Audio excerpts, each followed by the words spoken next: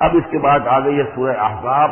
8 سورتیں مکی اب ختم ہو گئی. سورۃ الفرقان، سورۃ الشعراء، سورۃ النمل، سورۃ القصص، پھر سورۃ العنکبوت، سورۃ الروم، سورۃ لقمان اور سورۃ السجدہ. اب یہ سورت ہے واحد، اور یہ نوٹ کر لیجیے اچھی طرح، اس کا جوڑا ہے سورہ نور کے جو ہم پڑھ چکے ہیں. پہلے 14 سورتوں کے بعد ایک سورت آئی مدنی، سورہ نور. اب 8 مکی صورتوں کے بعد ایک سورت آئی ہے، یہ سورہ احزاب. اور اتنی گہری مناسبت ان کے مضامین میں، معاشرتی احکام، زمانہ نزول کے اعتبار سے یہ 1 سال پہلے نازل ہوئی ہے سورہ نور سے. یہ سن 5 زمانہ نزول ہے، وہ سن 6 زمانہ نزول ہے. چنانچہ جو معاشرتی احکام آئے ہیں ان میں بھی آپ کو یہ ترتیب ملے گی کہ پردے کے ابتدائی احکام اس صورت میں آئے ہیں. اور پردے کے ابتدائی احکام سے مراد کیا ہے؟ گھر سے باہر نکلتے ہوئے عورت کو کیا کرنا ہے، مسلمان عورت کو کیا کرنا ہے، گھر سے باہر کا پردہ کیا ہے. لیکن گھر کے اندر جو پردہ ہے، سطر ہے اس کا ذکر جو ہے وہ یہ سورہ نور کے اندر تھا جو ہم پڑھ چکے ہیں. اس کے محرم کون کون ہیں، گھر میں کون آ سکتا ہے، باقی سب جو ہے نامحرم. وہ گھروں میں ہمارا جو نظام بنا تھا کہ بیٹھک باہر ہوتی تھی، جو بھی مہمان آیا ہے کوئی آیا باہر سے آئے گا، اندر نہیں جائے گا. باہر کا ایک مردانہ حصہ ہے مکان کا، پھر وہ ایک ڈیوڑی ہوتی تھی، ڈیوڑی میں سے اندر پھر زنانہ ہے. خواتین آئیں گی تو اندر جائیں گی، باقی مرد جو ہے وہ باہر ٹھہریں گے، اندر نہیں جائیں گے. ہمارے یہاں کی وہ مکس جو ہے وہ معاشرت نہیں تھی، مخلوط معاشرت نہیں تھی. تو اس میں یہ ہے کہ جو نامحرم ہے وہ وہاں رہیں گے، باہر بیٹھک میں بیٹھیں گے، اور جو محرم ہے وہ اندر جا سکتا ہے. اس جو گھر کی خاتون ہے، خاتون خانہ ہے، اس کا بھائی ہے، اس کا بھتیجا ہے، اس کا بھانجا ہے، اس کے والد ہیں، اس کا چچا ہے، وہ ہے، ٹھیک ہے، وہ محرم ہے، وہ گھر کے اندر جا سکتے. یہ سارے احکام اس میں دیے گئے. سورہ نور کا اور سورہ احزاب کا ایک فرق یہ ہے کہ سورہ احزاب میں اگرچہ جنگ کے معاملے میں کچھ تذکرہ تو ہے، لیکن کسی جنگ کا وہاں پر ذکر موجود نہیں.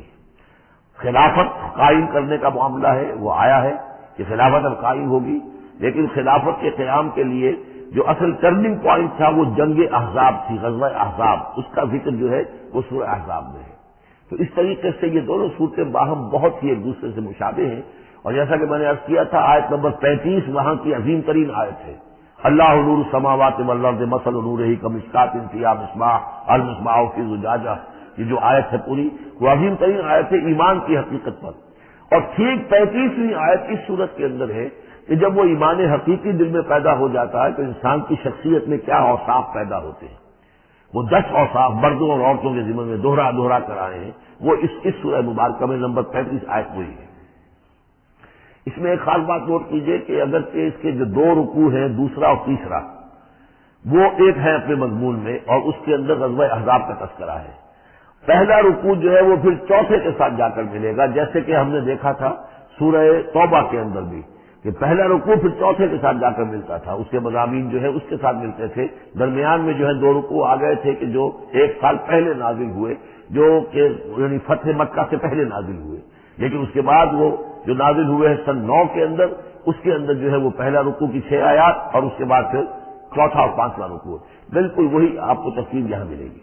اس لیے کہ قرآن کا اسلوب یہ ہے کہ خاص جو موضوع ہوتا ہے کسی صورت کا، اس سے متعلق آیات کو پہلے نکال کر رکھ دیتے ہیں. جیسے سورہ انفال میں بھی ہم نے دیکھا یہ سنور قالین انفال قل الانفال للہ والرسول، اگرچہ وہاں پھر بات کو چھوڑ دیا گیا، پھر جا کر وہ صورت کے وسط میں مضمون آ رہا ہے. اس میں ایک خاص جو مضمون آیا ہے وہ یہ ہے کہ حضور صلی اللہ علیہ وسلم نے جو شادی کی حضرت زینب سے رضی اللہ تعالی عنہ، حالانکہ حضرت زینب جو ہے اس سے پہلے حضور ہی کی فرمائش پر ان کی شادی کی گئی تھی حضرت زید ابن حارثہ سے. زید ابن حارثہ رضی اللہ تعالی عنہ حضور کے غلام تھے، اور حضور نے انہیں آزاد کر کے اپنا بیٹا بنا لیا تھا. تو محبت بہت تھی حضور کو حضرت زید ابن حارثہ سے. لیکن یہ ہے کہ ایک تو منہ بولا بیٹے کی قرآن میں نفی آ گئی کہ منہ بولے بیٹے کی کوئی حیثیت نہیں ہے. اسلام میں اس کی کوئی قانونی اور شریعت کے اندر اس کا کوئی مقام نہیں. بیٹا تو وہی ہے کہ جو آپ کے صلب سے ہے. دوسرے یہ کہ اب منہ بولے بیٹے کی بیوی جب حضرت زید نے طلاق دی تو آیا منہ بولے بیٹے کی بیوی سے کوئی شخص جو ہے وہ نکاح کر سکتا ہے؟ کیا وہ محرمات عبدیہ میں سے ہے؟ تو عرب میں رواج یہ تھا کہ چونکہ وہ منہ بولے بیٹے کو بھی سمجھتے تھے کہ جیسے اصلی بیٹا ہے، تو جیسے یہ کہ جو سلبی بیٹا ہے اس کی بیوی سے اگر اسے طلاق دے دی ہو یا فرضیے بیٹا فوت ہو گیا ہو، تب بھی یہ ہے کہ اس کی جو بیوی ہے بیوہ ہے یا مطلقہ ہے، اس سے وہ شخص شادی نہیں کر سکتا شوہر جو فوت ہو گیا ہے یا جس نے طلاق دی اس کا باپ. تو یہاں پر اس پہ بڑا طوفان اٹھا، بلکہ یہ کہ حضور کو خود اندیشہ تھا. حضور نے ایک طرح سے کہہ کے بہت کہہ سن کر حضرت زینب کو آمادہ کیا تھا کہ وہ شادی کر لے. زینب جو ہے رضی اللہ تعالیٰ عنہ اونچے گھرانے کی بنو ہاشم کی خاندان سے تعلق رکھنے والی، اور حضرت زید ابن حارثہ تھے، ان پر غلامی کا داغ لگ چکا تھا. تو عرب کی ایک خاص جو ہے ان کے ہاں ایک سوچ تھی، ان کا ایک مزاج تھا، ان کی روایات تھی. لیکن بہرحال حضرت زینب نے حضور کی فرمائش پر وہ نکاح کر لیا، لیکن یہ کہ ان میں نباہ نہیں ہو سکا. حضرت زینب انہیں ذہناً قبول نہیں کر سکی کہ یہ میرے برابر کا ہے یا میری اس کی حیثیت جو ہے وہ واقعی ایسی ہے. یعنی شوہر کو جس طرح آنکھوں پر بچھانا چاہیے، شوہر سے جس طریقے سے اس کا ادب ہونا چاہیے، وہ نہیں کر سکی حضرت زینب. لہذا حضرت زید ابن حارثہ جو ہے متواتر کہتے رہتے تھے کہ حضور ہمارا معاملہ ٹھیک نہیں چل رہا ہے، مجھے اجازت دیجیے کہ میں اس کو طلاق دے دوں.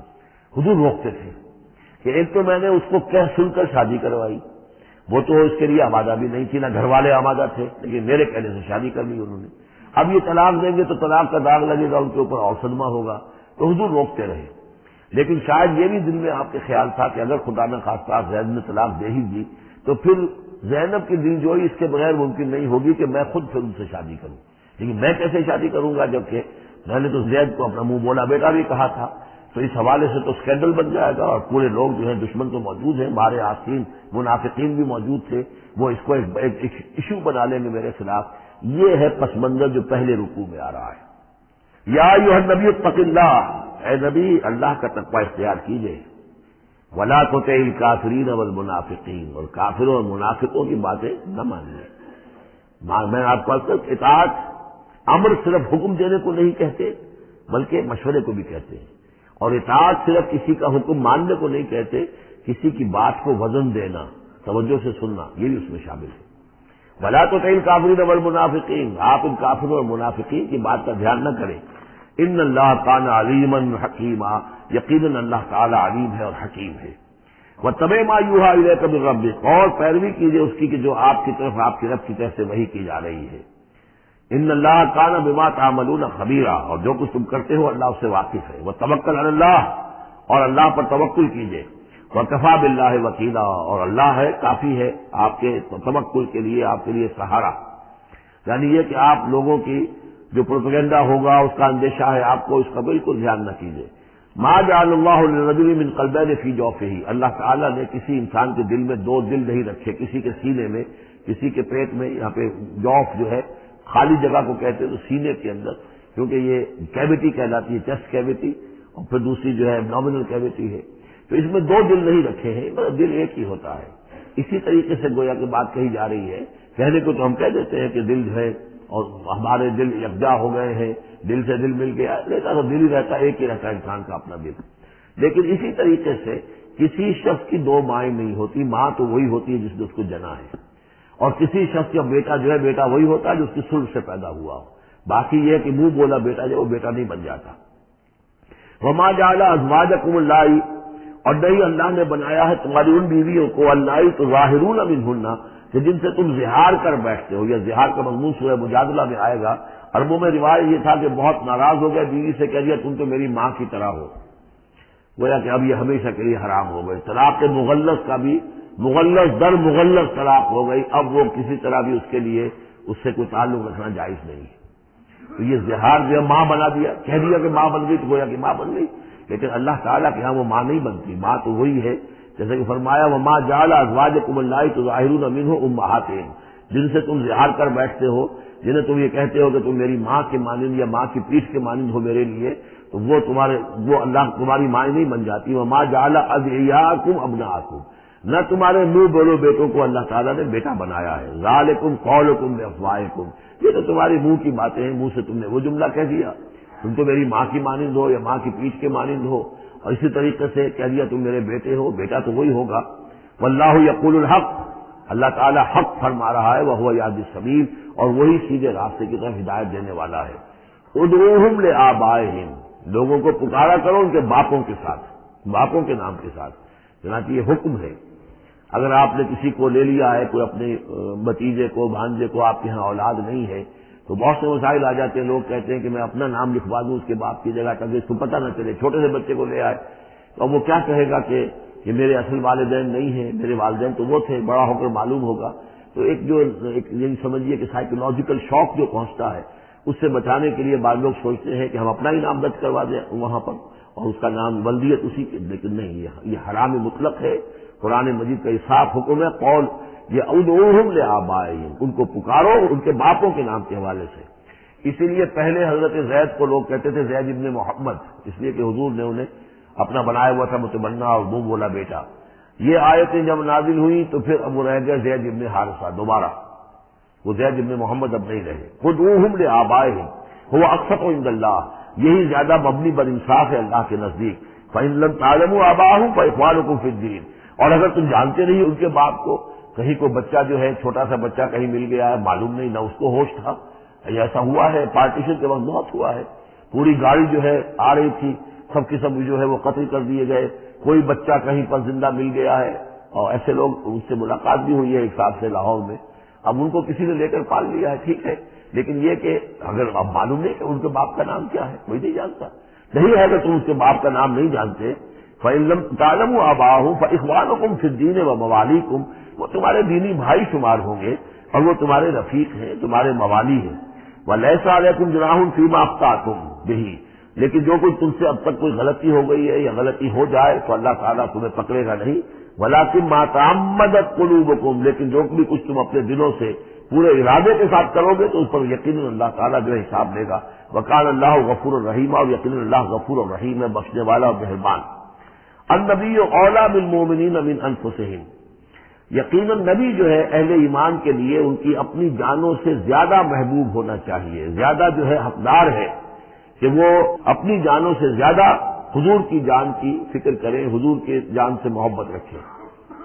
وازواجہ امہاتہم، اس میں یہ ہے کہ یہاں پر یوں سمجھیے کہ گویا کہ محذوف یہ ہے کہ وہ ہوا اب لہم، یعنی حضور جو ہے رسول جو ہے وہ ان کے لیے بمنزلہ باپ ہے۔ اس کے لیے ایک حدیث بھی موجود ہے کہ میرا مقام تم سب کے والد کی حیثیت سے، جیسے کہ فرمایا گیا ازواجہ امہاتہم، ابھی آ رہا ہے کہ اس کی جو بیویاں ہیں نبی کی وہ تمام مسلمانوں کی مائیں ہیں، اسی لیے ہم ام المومنین حضرت عائشہ، ام المومنین حضرت خدیجہ الکبریٰ، یہ سب کی سب جو ہے ام المومنین۔ تو النبی اولیٰ بالمؤمنین من انفسہم وہو اب لہم، ان کے لیے باپ کے درجے میں ہے، بلکہ یہ کہ یہ بعض جو ابتدائی قاری تھے وہ تو اس کے ساتھ پڑھتے بھی تھے اس کو۔ وازواجہ امہاتہم، اور اس کی بیویاں جو ہے وہ ان کی ماؤں کا درجہ رکھتی ہے۔ وَأُولُو الْأَرْحَامِ بَعْضُهُمْ أَوْلَىٰ بِبَعْضٍ فِي کتاب اللہ، باقی یہ ہے کہ جو رحمی رشتے ہیں، جو سگے بہن بھائی ہیں، رحمی جن کے رشتے ہیں، وہ اللہ کی کتاب میں، شریعت میں وہ ایک دوسرے سے قریب تر ہیں۔ یہ الفاظ آ چکے ہیں سورہ انفال کی بھی آخری آیت کہ یہ اپنے بھائیوں کے ساتھ جو بھی بھلا سلوک کرو، انصاری اور مہاجر بھائی بن گئے تھے، انہوں نے اپنی زندگی میں اپنے گھر تقسیم کر دیے یا اپنی دکانیں تقسیم کر دی، وہ ٹھیک ہے، زندگی میں جو بھی تم چاہو، الا ان تفعلوا الا اولیاءکم، تم اپنے بندوں کے ساتھ جو خیر بھی کرنا چاہو اپنے بھائیوں اور دوستوں کے ساتھ کرو، لیکن وراثت میں ظاہر بات ہے منہ بولے بھائی کا کوئی حصہ نہیں، منہ بولا بیٹے کا کوئی حصہ نہیں، اور وہ جو بنا دیے گئے تھے انصاری اور مہاجر آپس میں بھائی بھائی، وہ بھائی چارہ جو ہے وہ بھی وراثت کے اندر نہیں چلے گا، وراثت جو ہے وہ تو جو اصل رحمی رشتے ہیں انہی میں ہے۔ وَأُولُو الْأَرْحَامِ بَعْضُهُمْ أَوْلَىٰ بِبَعْضٍ فِي کتاب اللہ مِنَ الْمُؤْمِنِینَ وَالْمُہَاجِرِینَ، اہل ایمان اور مہاجرین ان سب کا معاملہ یہی ہے، اِلَّا أَن تَفْعَلُوا إِلَىٰ أَوْلِيَائِكُمْ مَعْرُوفًا، ہاں تم اپنے دوستوں کے ساتھ نیک سلوک کرو، بھلائی کرو، ان کو کچھ اپنے زندگی کے اندر تم اگر کچھ ہبہ کرنا چاہتے ہو ہبہ کر سکتے ہو، یہ سارے کام ہو سکتے ہیں، لیکن قانون اور شریعت اور وراثت اس میں ان کا کوئی حصہ نہیں۔ کان ذالک فی الکتاب مذکورا، یہ تمام چیزیں جو ہے کتاب میں پہلے سے لکھی ہوئی ہیں، اس لیے بھی کہ یہ چیزیں جو آ چکی ہیں وہ تو یہ کہ تورات میں بھی ہوں گی، لیکن سورہ نساء میں بھی یہ باتیں آ چکی ہیں، اسی طریقے سے سورہ انفال میں بھی آ چکی ہیں۔ وَإِذْ أَخَذْنَا مِنَ النَّبِيِّينَ مِيثَاقَهُمْ، اور ذرا یاد کرو جب کہ ہم نے لیا تھا انبیاء سے ایک میثاق، یہ آل عمران میں ہم پڑھ چکے ہیں، نمبر 81 82 آیات ہیں یہ، اس میں ہم نے ایک میثاق لیا تھا، میثاق النبیین، وَمِنْکَ وَمِن نُوحٍ، آپ سے بھی لیا تھا اور نوح سے بھی لیا تھا، وَإِبْرَاهِيمَ وَمُوسَىٰ وَعِیسَىٰ ابْنَ مَرْیَم، اور ابراہیم سے اور موسیٰ سے اور عیسیٰ ابن مریم سے، وَأَخَذْنَا مِنْهُم مِيثَاقًا غَلِيظًا، اور ان سب سے ہم نے بڑا نارا قول و قرار دیا تھا، میثاق لیا تھا۔ یہ ذکر ہو چکا ہے سورہ آل عمران میں۔ اور یہاں بھی نوٹ کیجئے، اگر ہم یہ نہ مانیں کہ یہ ارواح کا معاملہ ایک علیحدہ وجود ہے اور یہ پہلے پیدا کر دیے گئے تھے، تو میثاق کب لیا گیا، ان سب کو کیسے جمع کیا گیا؟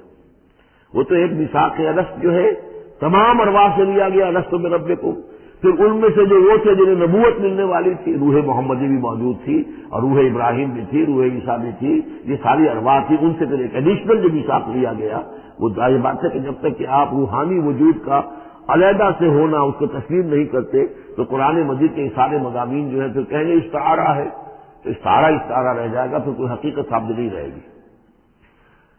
لیسأل الصادقین عن صدقہم، کہا کہ اللہ تعالیٰ پوچھ لے سچوں سے ان کے سچ کے بارے میں، اور گویا کہ آگے محذوف ہے والکاذبین من کذبہم، اور جو جھوٹے ہیں ان سے ان کے جھوٹ کے بارے میں سوال کر لے، تاکہ اللہ تعالیٰ پوری طرح پوچھ گچھ کر لے سچوں سے ان کے سچ کے بارے میں۔ وَأَعَدَّ لِلْكَافِرِينَ عَذَابًا أَلِيمًا، اور یقیناً اس نے کافروں کے لیے ایک بہت دردناک عذاب تیار کیا ہوا ہے۔ یہ پہلا رکوع یہاں پر ختم ہو گیا، یہ 8 آیات کا ہے۔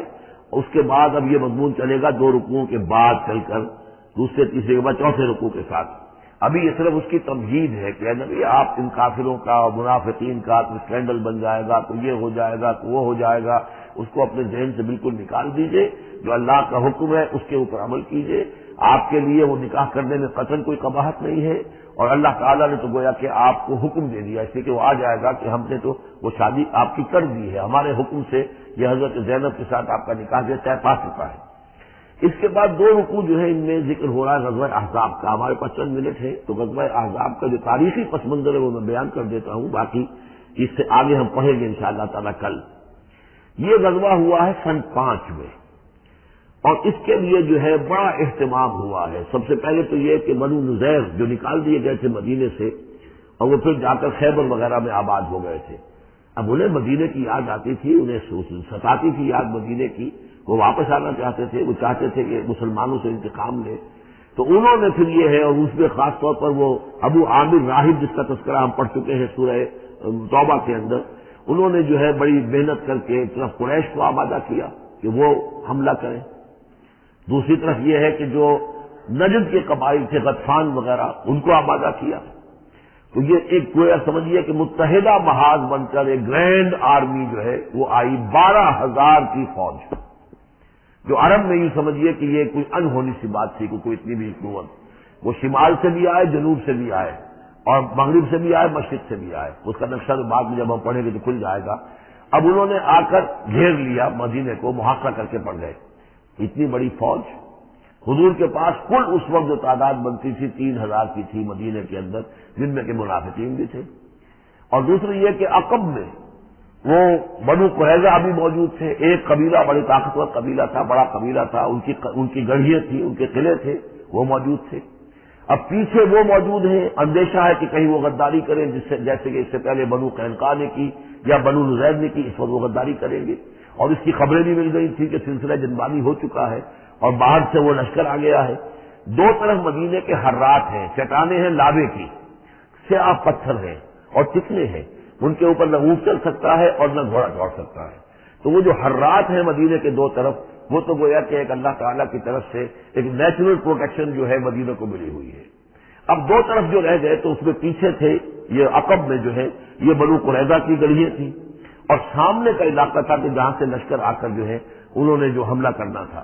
تو پھر حضرت سلمان فارسی کے مشورے پر جب یہ مشورہ کیا حضور نے کہ اب اس طرح کیا کیا جائے، اتنا بڑی فوج آ گئی ہے، تو انہوں نے پھر بتایا کہ ہمارے ہاں یہ ایران میں یہ رواج ہے کہ جب اس طرح کی سچویشن ہو تو کھلے میدان میں جا کر لڑنے کی بجائے ہم خندق کھود لیتے ہیں، تاکہ اس خندق کے اندر سے ہو کر پھر یہ ہے کہ جو بھی چھلانگ مار کے آئے گا خندق میں سے اس کو عبور کر کے آئے گا تو ان کے ساتھ مقابلہ کرنا آسان ہے، ایک ایک کر کے آئیں گے، 10-10 آئیں گے، ایک دم پورا لشکر جو ہے دوڑ کر جو ہے کیولری ان کی جو ہے گھوڑے دوڑا کر تو نہیں آ سکتے۔ تو اس حوالے سے پھر خندق کھودی گئی۔ بہت ہی رسد کم تھا، فاقے لوگوں کو ہو رہے تھے، 2-2 3-3 دن کے کھانے کو کچھ نہیں ملا، سردی شدید تھی۔ اس موسم میں پھر طے ہوا کہ خندق کھودو، تو مسلمان خندق بھی کھود رہے تھے، اور اسی دوران یہ خبر بھی مل گئی کہ بنو قریظہ بھی بغاوت پر اور بدعہدی پر آمادہ ہیں۔ یعنی ہر اعتبار سے یہ سمجھ لیجئے کہ اللہ تعالیٰ نے اہل ایمان کے صبر اور امتحان کے لیے ایک بہت ہی سخت خوفناک صورت پیدا کر دی۔ اگرچہ اس کے بعد ہوا کیا، اس میں یہ ہے کہ ایک تھے حضرت نعیم ابن مسعود اشجعی، انہوں نے ایک بڑی تدبیر کی، حضور سے آ کر اجازت بھی دی۔ اشجعی قبیلے کے تھے، وہ باہر کے تھے، مدینے کے نہیں تھے، کہ حضور اگر آپ مجھے اجازت دیں تو میں ان کے مابین کچھ آپس میں بد اعتمادی پیدا کر دوں۔ بنو قریظہ کے پاس گئے کہ دیکھو تم یہاں رہتے ہو، یہ تو باہر سے آئے ہیں، فرض کریں چلے آپ یہ سمجھتے ہیں کہ وہ جیت جائیں گے اور محمد اور ان کے ساتھیوں کو تم ختم کر دو گے، لیکن یہ بھی سوچو کہ اگر برعکس ہو گیا 10%, 20%, 30%, کوئی امکان ہے کہ نہیں؟ تو تم کیا کرو گے؟ تمہیں تو یہاں رہنا ہے، پھر محمد کے ساتھ پھر تمہارا معاملہ ہوگا، اور ہو سکتا ہے کہ وہ چھوڑ کر چلے جائیں پھر۔ تو تم ایسے کرو کہ ان سے مانگو کہ کچھ وہ لوگ ہاسٹیجز تمہیں دیں اپنے، تاکہ ان کو یقین یہ رہے، تمہیں یقین رہے کہ وہ اپنے وعدے سے پھریں گے نہیں، جو بھی وعدہ انہوں نے کیا ہے تمہارے ساتھ مدد کرنے کا، اور تمہارا جو اندر سے تم مسلمانوں پر حملہ کرو گے تو جو کچھ بھی ان کے وعدے وہ پورے کریں گے۔ انہوں نے کہا بات تو ٹھیک ہے، یہ نعیم جو کہہ رہا ہے یہ بات صحیح ہے۔ تو انہوں نے وہ مطالبہ کیا ان سے، قریش سے، وہ جو لشکر باہر پڑے ہوئے تھے 12,000 کے، کہ آپ اپنے کچھ آدمی ہمارے پاس بھیجیے تاکہ ہمیں اعتماد رہے، ہمارے پاس وہ رہیں گے ہاسٹیجز کی حیثیت سے، کہ ہمیں یقین رہے کہ آپ اپنی بات پوری کریں گے۔ ادھر سے جا کے ان سے کہا کہ وہ تم ان کے اوپر کیسے اعتماد کر رہے ہو، وہ تو تمہارے اوپر اعتماد ہی نہیں کرتے، تم سے آدمی مانگ رہے ہیں۔ اور اس طریقے سے ان کے مابین جو ہے وہ ایک فرکشن پیدا کر دی، بد اعتمادی پیدا کر دی۔ ایک تو یہ تدبیر ہوئی، دوسرے یہ کہ سب سارے امتحان پورا ہو گیا اور دودھ کا دودھ پانی کا پانی جدا ہو گیا، اہل ایمان بھی ثابت ہو گئے، ثابت قدم یہ لوگ ہیں، اور منافقین کا بھی جو خب سے باطن تھا ان کی زبانوں پر آ گیا، اور معلوم ہو گیا کہ ان کے دلوں کے اندر نفاق ہے۔ پھر اللہ تعالیٰ نے ایک تیز آندھی بھیجی، وہ آندھی ایسی آئی، جھکڑ ایسا آیا کہ وہ لشکر جو تھا اس کے خیمے اڑ گئے، جہاں دیریں چڑھی ہوئی تھی چولہوں کے اوپر آگ لگ گئی، اور اس سے ایک افراتفری پیدا ہوئی، جس کے نتیجے میں وہ لشکر انہوں نے اپنا وہاں سے کیمپ اٹھایا اور چلے گئے۔ باقاعدہ کوئی بڑی لڑائی کی کوئی شکل پیدا ہی نہیں ہوئی، لیکن اللہ نے بس امتحان جو ہے ایک شریر مسلمانوں کا لے لیا۔ یا ایھا الذین آمنوا اذکروا نعمت اللہ علیکم اذ جاءتکم جنود فارسلنا علیہم ریحا وجنودا لم تروها وکان اللہ بما تعملون بصیرا۔ صدق اللہ العظیم۔ رب اشرح لي صدری ویسر لي امری واحلل عقدۃ من لسانی یفقهوا قولی۔ اللهم ربنا الہمنا رشدنا واعذنا من شرور انفسنا۔ اللهم ارنا الحق حقا وارزقنا اتباعه وارنا الباطل باطلا وارزقنا اجتنابه۔ اللهم وفقنا لما تحب وترضى۔ اللهم ربنا آنس وحشتنا في قبورنا وارحمنا بالقرآن العظيم۔ اللهم اجعله لنا إماما ونورا وهدى ورحمة۔ اللهم ذكرنا منه ما نسينا وعلمنا منه ما جهلنا وارزقنا تلاوته آناء الليل وأطراف النهار واجعله لنا حجة يا رب العالمين آمين۔ سورہ احزاب کے پہلے رکوع کا ہم ترجمہ کر چکے ہیں، اور میں بتا چکا ہوں آپ کو کہ اس کا جو مضامین کا سلسلہ ہے وہ اب چوتھے رکوع کے ساتھ جڑے گا۔ درمیان میں جو 2 رکوع آئے ہیں، دوسرا اور تیسرا، یہ دونوں غزوہ احزاب کے ضمن میں ہیں۔ غزوہ احزاب کا بھی جو کچھ مختصر سا تاریخی پس منظر اور اس کے حالات میں آپ کو بتا چکا ہوں کہ اللہ تعالیٰ نے ایسی سچویشن پیدا فرما دی کہ جس میں مسلمانوں کے لیے شدید ترین اور سخت ترین امتحان ہو گیا۔ تو میرا اپنا اندازہ ہے، واللہ عالم، ذاتی اعتبار سے جس قدر شدید معاملہ حضور کے ساتھ ہوا ہے طائف میں، ذاتی اعتبار سے ظاہر بات ہے کہ وہاں شخصاً آپ پر ہوئی زیادتی جو ہوئی ہے، اور ایک بہت بڑا امتحان اجتماعی سطح پر مسلمانوں کے لیے اسی شدت کا امتحان اور اسی درجے کی آزمائش جو ہے وہ غزوہ احزاب کے موقع پر آئی ہے۔ 12,000 کا لشکر آ کر مدینے کو گھیر کر پڑ گیا ہے، اور یہ کہ مدینے میں نہ صرف یہ کہ کل نفری 3,000 کی ہے جس میں منافقین بھی ہیں، پھر یہ کہ ان کی پشت پر وہ قبیلہ جو ہے یہود کا بنو قریظہ، ابھی تک اس نے بدعہدی نہیں کی تھی لیکن اب پورا اندیشہ تھا کہ بدعہدی کرے گا، اور وہ چنانچہ اسی محاصرے کے دوران میں اس نے بدعہدی کی بھی، اور ان کی سلسلہ جنبانی ہو بھی گئی تھی باہر سے آنے والے جو حملہ آور تھے ان کے ساتھ۔ پر اس صورتحال میں جبکہ رسد کی بہت کمی تھی، شدید قحط کی کیفیت تھی، شدید سردی کا موسم ہے، سردی میں ویسے بھی انسان کو غذا کی زیادہ ضرورت ہوتی ہے، اس حال میں پھر خندق کھودنی پڑی مسلمانوں کو۔ تو یہ سمجھیے کہ جو شدید ترین امتحان ہو سکتا تھا وہ اللہ نے لے لیا، جس کا نتیجہ کیا نکلا؟ جو منافق اپنے دلوں میں نفاق کو چھپائے ہوئے تھے وہ نفاق ظاہر ہو گیا، ان کی زبانوں پر آ گیا، اور یہی اصل میں آزمائش کا اصل مقصود ہے لیمیز الخبیث من الطیب، کہ اللہ تعالیٰ خبیث کو اور طیب کو علیحدہ کر دے، ممیز کر دے. جیسا کہ سورہ عنکبوت کے ہم نے پہلے رکوع میں 2 مرتبہ وَلَيَعْلَمَنَّ اللَّهُ الَّذِينَ صَدَقُوا وَلَيَعْلَمَنَّ الْكَاذِبِينَ فَلَيَعْلَمَنَّ الَّذِينَ آمَنُوا وَلَيَعْلَمَنَّ الْمُنَافِقِينَ.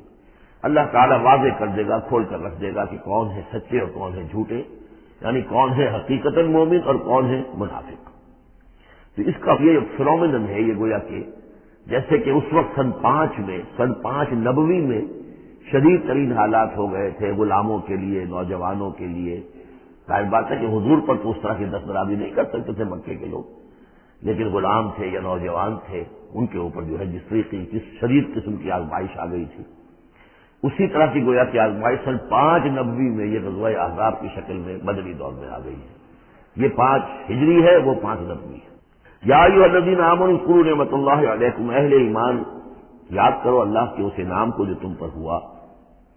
اذ جاءکم جنود، جب تمہارے پاس تم پر حملہ آور ہوئے بہت سے لشکر، بنو غطفان آئے، بنو فزارہ آئے مشرق کی طرف سے، اور جنوب اور مغرب کی طرف سے جو ہے چلے آ رہے ہیں قریش، اور ان کو جو ہے پوری سپورٹ حاصل ہے. شمال سے یہود کی، ان میں وہ کہ بنو نذیر بھی ہیں کہ جو مدینے ہی سے نکالے گئے تھے، اور اس کے علاوہ یہ کہ خیبر کے یہودی بھی ہیں. فارسلنا علیہم ریحن، تو جب وہ لشکر آ گئے تم پر حملہ آور ہوئے تو ہم نے ان پر ایک آندھی بھیج دی، ایک تیز جھکڑ بھیج دیا. وجنودا لم تروها، وہ آندھی تو تم نے بھی دیکھی کہ آندھی آئی ہے، لیکن یہ کہ اور لشکر بھی ہم نے اتارے تھے جو تم نے نہیں دیکھے، یعنی فرشتے. وکان اللہ بما تعملون بصیرا، اور جو کچھ تم کر رہے تھے اللہ اسے دیکھ رہا تھا. کون اب کس کے منہ پر، کس کی زبان پر نفاق آ گیا ہے، کس کا ایمان اور پختہ ہو گیا ہے. تو یہ ایک جملے میں گویا کہ پوری داستان کو تو اللہ نے سمجھ لیا. 20-25 دن تک محاصرہ رہا، اکا دکا مبارزت ہوئی. عمرو بن عبد ود آیا، وہ ان کا بہت ہی پورے عرب کا معنی ہوا جو ہے، وہ شہ سوار بھی تھا اور بہت بڑا وہ لڑاکا آدمی، 90 برس کی عمر، لیکن یہ کہ اس کے مقابلے میں آنے کی کوئی ضرورت نہیں کرتا تھا. جب وہ آیا ہے اور اس نے اپنے گھوڑے کو وہ ایڑ لگائی ہے کہ چھلانگ مار کر پوری جو تھی وہ خندق اس کو پار کر کے آ گیا، اور اکیلا ادھر آ کے کھڑا ہو گیا کہ آؤ کوئی ہے تمہارا مقابلہ وہ جو مجھ سے کر سکے. بہرحال سب لوگ ششتر حیران تھے کہ اب اس کے مقابلے میں کون جائے. بلاخر حضرت علی نکلے رضی اللہ تعالیٰ عنہ. تو حضرت علی نے ہم سے کہا، بلکہ اس نے کہا میرے مقابلے میں جو کوئی بھی آتا ہے، میری عادت ہے یہ کہ میں اسے پہلے 3 مواقع دیتا ہوں کہ وہ کوئی درخواست مجھ سے کرے جو منظور کر لوں. حضرت علی نے کہا میری پہلی درخواست یہ ہے کہ تم ایمان لے آؤ. میں نے کہا نہیں یہ نہیں ہو سکتا. اچھا دوسری درخواست میری یہ ہے کہ تم جنگ سے واپس چلے جاؤ. میں نے کہا یہ بھی نہیں ہو سکتا. تیسری بولو. تو حضرت علی نے فرمایا اچھا آؤ اب پھر مقابلے میں آؤ. یہ تیسری درخواست یہ ہے کہ آؤ مجھ سے مقابلہ کرو. تو وہ ہنسا، کہتا لگایا کہ میرا اندازہ نہیں تھا کہ پورے عرب میں کوئی شخص مجھے یہ بھی کہہ سکتا ہے کہ مجھ سے آؤ مقابلہ کرو. بہرحال حضرت علی نے اسے واصل جہنم کیا رضی اللہ تعالی عنہ وارضاہ. تو اس قسم کی اکی دکی مبارزتیں ہوئی، کوئی باقاعدہ جس کو کہتے ہیں کوئی مٹ بھیڑ لشکروں کی وہ نہیں ہو سکی. لیکن یہ کہ 25 دن کا محاصرہ طول کھینچ گیا تھا. ادھر وہ حضرت نعیم ابن مسعود اشجعی نے جو بھی کچھ سلسلہ جنبانی کیا، کوئی سری جھوٹ تو نہیں بولا، لیکن یہ کہ ایک طوریہ کے انداز میں ایسی شکل پیدا کر دی کہ جس سے بنی قریظہ کے اور ان کے درمیان بھی کم سے کم بد اعتمادی ضرور پیدا ہو گئی فوری طور پر. پھر وہ آندھی آئی شدید، اور اللہ نے جو فرشتے بھیجے انہوں نے کیا کیا یہ ہمیں نہیں معلوم، کیا شکل اختیار کی کہ بہرحال وہ سب کے سب اپنے پڑاؤ اٹھا کر چلے گئے. لیکن جو اس دوران صورت رہی ہے اس کا نقشہ کھینچا جا رہا ہے. اس جاؤکم من فوقکم ومن اسفل منکم، جبکہ وہ آئے لشکر تمہارے اوپر سے بھی تمہارے نیچے سے بھی. یہ جو جغرافیائی جو سلسلہ ہے عرب کا، میں نے کئی دفعہ آپ کو بتایا ہے کہ شمالاً جنوباً یہ جو حجاز کا پہاڑی سلسلہ چلتا ہے شمالاً جنوباً، اسی میں مکہ ہے، طائف ہے، مدینہ ہے، اسی کے آخر میں اوپر جا کر تبوک ہے. اس پہاڑی سلسلے اور ساحل کے درمیان ایک میدان ہے، یہ تہامہ کہلاتا ہے. تہامہ نیچے ہے، بہرحال میدان ہے وہ، تو پہاڑی سلسلہ آیا. پھر یہ کہیں 30 میل، کہیں 40، کہیں 50 میل چوڑا جو یہ پہاڑی سلسلہ، اس کے بعد جو آتا ہے وہ سطح مرتفع ہے، وہ اونچی سطح ہے، لیکن مرتفع اس میں پہاڑی سلسلہ نہیں ہے، سطح ہے. تو اس جاؤ کو من فوقکم، تو گویا کہ جو ادھر سے آئے ہیں وہ اوپر سے آئے ہیں، جو مشرق سے آئے، بنو غطفان وغیرہ کے جو قبائل آئے، من اسفل منکم، نیچے سے جو تہامہ کی طرف سے ہو کر آئے ہیں، وہ قریش کا لشکر جو ہے جو مکے سے ہو کر آیا ہے۔ وہی ذاغت الابصار، اور جبکہ نگاہیں کج ہو گئی تھی، جسے ہم کہتے ہیں کہ نگاہیں پٹکا گئی خوف کے مارے۔ وبلغت القلوب الحناجر، اور جب دل جو ہے وہ حلق میں آ گئے تھے، ہنسلیوں میں آ کر پھنس گئے تھے۔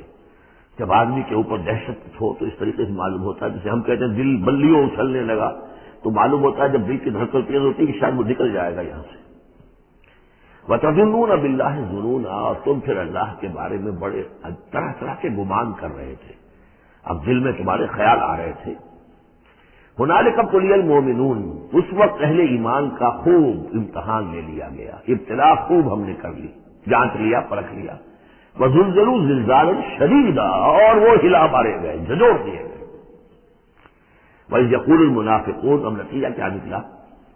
جبکہ کہہ رہے تھے وہ منافق، والذین فی قلوبہم مرض، اور جن کے دلوں میں رعب تھا، ما وعدنا اللہ ورسولہ الا غرورا، ہم سے اللہ اور اس کے رسول نے جو وعدے کیے تھے جھوٹے ثابت ہوئے، ہمیں سبز بار دکھا کے مروا دیا اللہ نے اور اس کے رسول نے۔ ہم سے کہا تھا کہ کیسر و کسریٰ کی سلطنت تمہارے قلبوں میں آئے گی، ہم سے کہا تھا اللہ کی مدد آئے گی، یہ کہاں اللہ کی مدد آئی؟ بعض منافقین نے کہا ہمارا حال تو یہ کہ ہم قضائے حاجت کے لیے باہر نہیں جا سکتے، ہم مدینے کے اندر محصور ہو گئے ہیں۔ ظاہر بات ہے کہ سینیٹیشن کا بھی کوئی نظام نہیں تھا، کس قدر وہاں پر اس سے ایک مسئلہ پیدا ہو چکا ہو، باہر نکل نہیں سکتے بالکل، تو قضائے حاجت وغیرہ بھی وہیں ہو رہی ہے۔ یہ ان کے منہ پر جو ہے، ان کی زبانوں پر جو اندر کا خبث تھا، اندر کی گندگی تھی، زبانوں پر آ گئی۔ ما وعدنا اللہ ورسولہ الا غرورا، نہیں وعدہ کیا تھا ہم سے اللہ اس کے رسول نے مگر جھوٹا، دھوکے کا وعدہ۔ وَإِذْ قَالَتْ طَائِفَةٌ مِّنْهُمْ يَا أَهْلَ يَثْرِبَ، اور جبکہ ان میں سے ایک گروہ یہاں تک کہہ رہا تھا، اے یثرب والو، لا مقام لکم فارجعوا، اب تمہارا کوئی ٹھکانہ نہیں ہے، لوٹ جاؤ یہاں سے، کہاں تم مقابلہ کر سکتے ہو؟ یہ 12,000 کا لشکر آ گیا، کوئی ممکن ہے؟ کوئی امکان تمہیں نظر آتا ہے؟ تو کسی طریقے سے کہیں سے بھاگنے کے لیے راستہ تلاش کرو۔ وَيَسْتَأْذِنُ فَرِيقٌ مِّنْهُمْ النَّبِيَّ، اور ان میں سے ایک گروہ جو ہے آ کر نبی سے اجازت طلب کر رہا تھا، یقولون ان بیوتنا عورا، اور وہ کہہ رہا تھا کہ ہمارے تو گھر کھلے پڑے ہوئے، یعنی گھروں کو اندیشہ ہے، گھروں کے اوپر پیچھے سے بنو قریظہ کے لوگ حملہ آور ہو جائیں، ہماری عورتیں وغیرہ جو ہم نے چند حویلیوں کے اندر جن کو جمع کیا ہے، آپ نے یہی کیا تھا حضور نے صلی اللہ علیہ وسلم، خواتین کو، بچوں کو ایک ایسی جگہ پر کہ جہاں وہ وسطی علاقہ تھا مدینے کا، اور وہاں بڑی کوئی حویلی تھی، اس میں جمع کر دیا تھا۔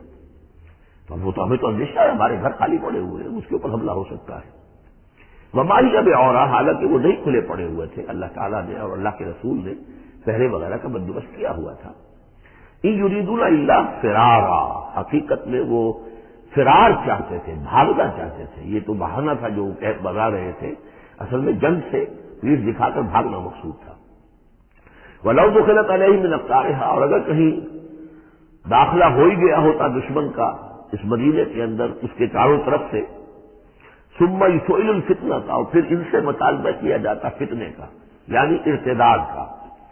اگر یہ مشرکین کی فوجیں جو ہے کہیں خدا نہ خاصہ مدینے میں داخل ہو جاتی اور اب وہ کہتی کہ یا تو مرتد ہو جاؤ اور یا آپ تمہیں قتل کرتے ہیں، تو وہ ماں تلبسوا اللہ لآتوہا، وہ فتنے کو قبول کر لیتے، مرتد ہو جاتے، وما تلبسوا بہا الا یسیرا، اور تھوڑی سی دیر بھی نہ لگاتے، بہت ہی تھوڑا سا وقفہ، یعنی وہ ایمان ان کے دلوں میں اس کی جڑیں گہری تھی ہی نہیں، تو وہ مرتد ہونے کے لیے تیار تھے۔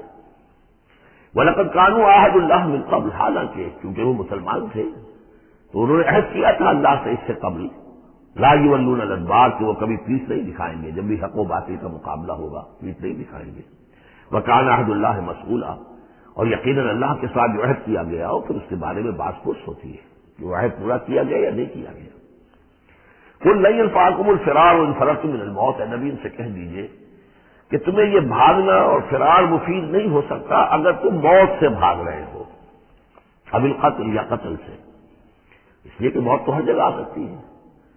وَإِذًا لَّا تُمَتَّعُونَ إِلَّا قَلِيلًا، اور آج موت نہ آئی، فرض کیجیے اس موقع پر نہ آئی، تب بھی آخر دنیا میں کوئی سامان رسنے بسنے کا جو ہے رہنے کا وہ آخر لامحدود تو نہیں ہے، لا طلب ثم لا تمتعون الا قلیلا، نہیں تمہیں ساز و سامان ملے گا دنیا کی زندگی کا مگر تھوڑا سا، کچھ دن اور جی لو گے۔ قل من ذا الذی یعصمکم من اللہ، ان سے پوچھیے کون ہے وہ جو تمہیں اللہ سے بچا سکے، ان اراد بکم سوءا، اگر اللہ ہی نے فیصلہ کر لیا ہو تمہارے بارے میں کسی بری چیز کا، او اراد بکم رحمہ، اور اگر اللہ نے رحمت کا فیصلہ کیا ہو تو کون ہے جو اس کی رحمت کے آڑے آ سکے۔ ولا یجدون لهم من دون اللہ ولیا ولا نصیرا، اور یہ نہیں پائیں گے اللہ کے مقابلے میں نہ کوئی ولی، حمایتی اور نہ مددگار۔ قد یعلم اللہ المعوقین منکم، تم میں سے اے نام نہاد مسلمانوں، اے منافقوں، ہمیں خوب معلوم ہے، اللہ کو خوب معلوم ہے کہ کون ان میں سے روکتے ہیں دوسروں کو کہ مت جاؤ، محاذ پر مت جاؤ۔ جیسا کہ میں بتا چکا ہوں کہ دو طرف تو حرات تھے، ادھر سے حفاظت تھی، پیچھے بنو قریظہ تھے، چونکہ وہ معاہد تھے، ان سے معاہدہ تو موجود تھا، لہٰذا اس اعتبار سے بظاہر وہ بھی محفوظ تھا، ادھر سے حملہ نہیں ہو سکتا تھا۔ اگرچہ اندیشہ ہر وقت تھا کہ کبھی وہ بھی دغا دیں تو پھر یہ ہے کہ چکی کے دو پارٹوں کے درمیان مسلمان آ جائیں گے۔ لیکن جو سامنے کا علاقہ تھا وہاں وہ خندق جو ہے کھود دی گئی، اور خندق سے ادھر جو ہے وہ مسلمان مرتد لگا کے بیٹھے ہوئے، اب اس جو بھی وہ محاذ بنتا تھا اس پر کوئی نہیں جاتا تھا، روکتے تھے ادھر مت جاؤ، کہاں جا رہے ہو۔ قد یعلم اللہ المعوقین منکم، تم میں سے جو لوگ روکتے ہیں دوسروں کو، والقائلین لاخوانہم ہلم الینا، اور جو کہتے ہیں اپنے بھائیوں سے آؤ ہماری طرف آؤ، گھروں میں گھس جاؤ، چھپ جاؤ، تمہارا جو ہے کہیں نام و نشان نہ رہے، کہاں جا رہے ہو موت کے منہ میں۔ ولا یاتون الباس الا قلیلا، اور وہ نہیں آتے، حاضر نہیں ہوتے جنگ میں، یعنی میدان جنگ میں جہاں پر کہ فوجوں کا پڑاؤ ہے، آمنے سامنے کا معاملہ، مگر کبھی کسی وقت۔ شاذ اشیحتن علیکم، اے مسلمانوں یہ تمہارے حق میں بہت بخیل ہے، کوئی خیر نہیں چاہتے تمہارے لیے، یہ خیر خواہ نہیں ہے، تمہارے بدخواہ۔ فاذا جاء الخوف رأیتہم، اور جب خوف اگر چلا جائے، یہ لشکر چلے جائیں، یہ خوف کی کیفیت ختم ہو جائے، رأیتہم ینظرون، اذا جاء الخوف، جب خوف آتا ہے، خوف کی کیفیت پیدا ہو جاتی ہے، خوفناک صورتحال، رأیتہم ینظرون الیک، تو اے نبی آپ ان کو دیکھتے ہیں کہ آپ کی طرف ایسے دیکھ رہے ہوتے ہیں، تدور اعینہم کالذی یغشی علیہ من الموت، کہ ان کی آنکھیں ایسی پھرتی ہیں جیسے کہ اس شخص کی آنکھ پھرا کرتی ہے کہ جس پر موت کی غشی طاری ہو رہی ہو، کیونکہ مرحلہ آ گیا خطرے کا، پھر جنگ ہے، پھر جانا پڑے گا، پھر وہی ساری صورتحال، سارے اندیشے، سارے خطرات، تو گویا کہ ان کو موت کی غشی اور نزع کی کیفیت میں جو ہوتی ہے، آنکھیں جس طرح کے پتھرا جاتی ہیں یا پھرتی ہیں، اس طریقے سے تدور اعینہم کالذی یغشی علیہ من الموت۔ فاذا ذهب الخوف، اور جب خوف چلا جائے، ختم ہو جائے، یعنی وہ صورتحال جیسے کہ بعد میں ہو گئی کہ چلے گئے لشکر، جب چلے گئے تو اب ان کا طریقہ کار کیا ہے؟ فاذا ذهب الخوف سلقوكم بألسنة حداد، اب وہ تم پر پل پڑتے ہیں اپنی لوہے کی زبانوں کے ساتھ، یعنی زبانیں قینچیوں کی طرح چلنی شروع ہو جاتی ہیں، مسلمانوں پر تنقید بھی ہے، اپنے ایمان کا اظہار بھی ہے، چرب زبانی بھی ہے، تو حداد لوہے کی جیسے کی زبانیں لوہے کی ہو، تو ہمارے محاورے میں قینچی کی طرح زبان کا چلنا۔ سلق جو ہے عربی محاورے میں، عربی لغت میں آتا ہے بسطن بقہر اما بالید او باللسان، کسی کے پر حملہ آور ہونا یا ہاتھ سے یا زبان سے۔ تو سلقوکم بألسنۃ حداد اشیحۃ علی الخیر، اور پھر جو بھی کوئی مال غنیمت ہوگا اس کے اوپر یہ ایسے ہوں گے، جھکے پڑیں گے کہ مال سارا ہمیں ہی مل جائے۔ اولئک لم یؤمنوا، یہ وہ لوگ ہیں کہ جو حقیقتاً ایمان نہیں لائے۔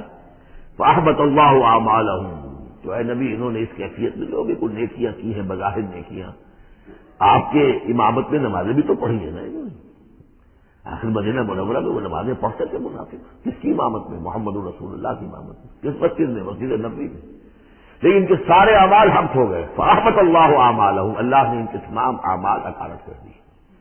وکان ذلک علی اللہ یسیرا، اور یہ چیز اللہ پر بہت آسان ہے۔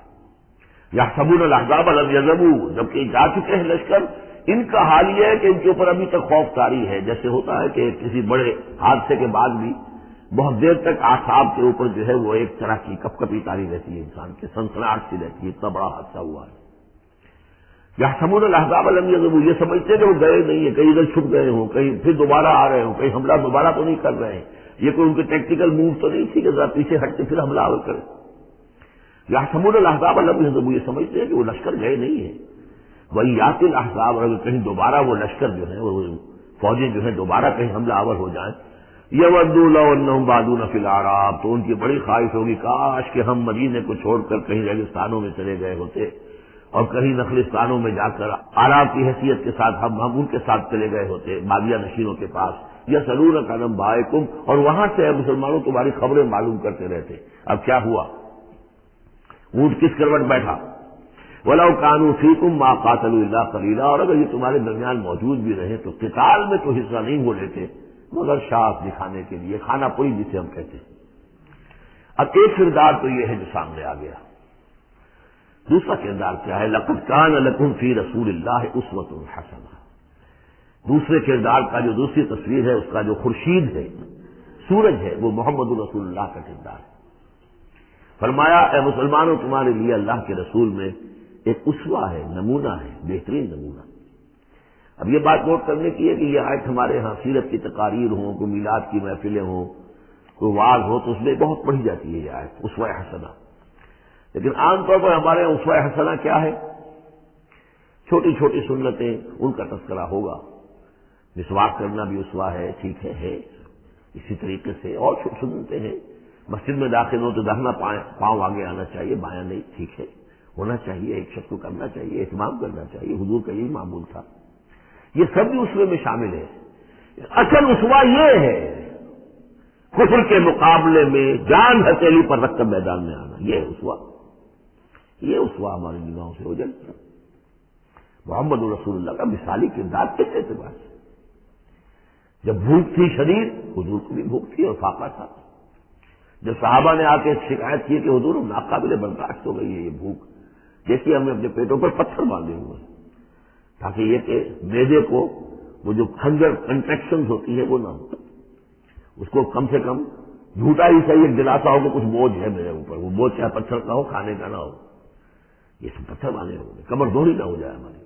حضور نے اپنا کرتا اٹھا کے دکھایا، وہاں 2 پتھر بندھے ہوئے، اور اسی حال میں جب صحابہ کدالیں چلا رہے ہیں، کھود رہے ہیں، تو حضور جو ہے اپنے کندھے پر بڑے بڑے پتھر اٹھا کر لے جا کر اور باہر پھینک رہے ہیں۔ اسی میں آپ شریک ہیں پوری طریقے سے۔ یہ ہے اسوہ۔ ایسا نہیں تھا کہ بس حضور تو کہیں ایک جگہ بیٹھے ہوں اور خیمہ لگا ہو اور مور چھل چلے جا رہے ہوں، سمجھے آپ، اور سب ٹھنڈی چھاؤں آپ کو فراہم کی گئی ہو اور باقی سب لوگ جو اس کام میں لگے ہوئے ہیں۔ یہ اسوہ ہے محمد صلی اللہ علیہ وسلم۔ لقد کان لکم فی رسول اللہ اسوۃ حسنہ، اسی کو میں کہا کرتا ہوں جدید اصطلاح میں ایک ہے میکرو اکنامکس اور ایک ہے مائکرو اکنامکس۔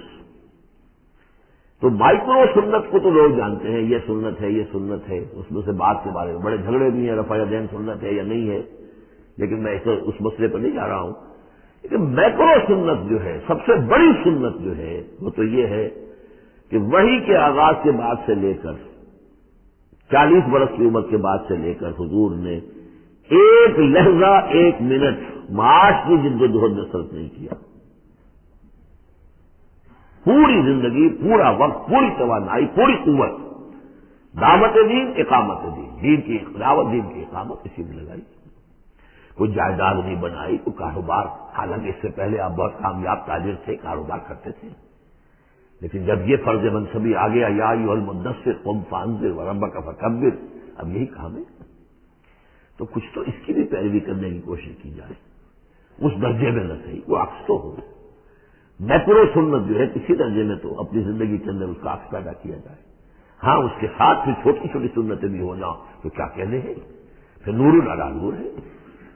لیکن یہ اس میکرو سنت کا تو ہے ہی نہیں، اپنی تو ساری توانائی، ساری طاقت، سارا وقت دنیا بنانے میں، اور یہ کہ وہ مسواک کر لی تو سمجھا کہ میں نے تیر مار لیا، 100 شہیدوں کا ثواب مل گیا مجھے، میں نے مسواک کیے، میں نے برش نہیں کیا۔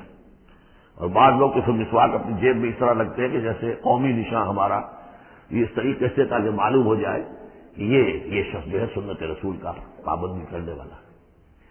تو لقد کان لکم فی رسول اللہ اسوۃ حسنۃ لمن کان یرجو اللہ والیوم الآخر، بڑی اہم آیت ہے یہ۔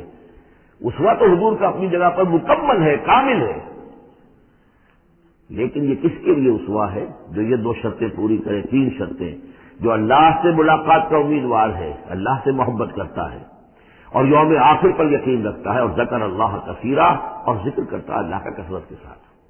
یہ بالکل وہی بات ہے کہ قرآن مجید تو ہدایت ہے کوئی نوع انسانی کے لیے، ھدی للناس، لیکن قرآن سے استفادے کی شرط ہے تقوی ہدی للمتقین. تو جو ربط و تعلق ہے ان دو آیتوں میں وہی سمجھیے کہ اپنی جگہ پر حضور کی زندگی اسوہ کاملہ ہے مکمل، لیکن اس سے استفادے کی شرائط ہے. لمن کان یرجو اللہ والیوم الآخر وذکر اللہ کثیرا.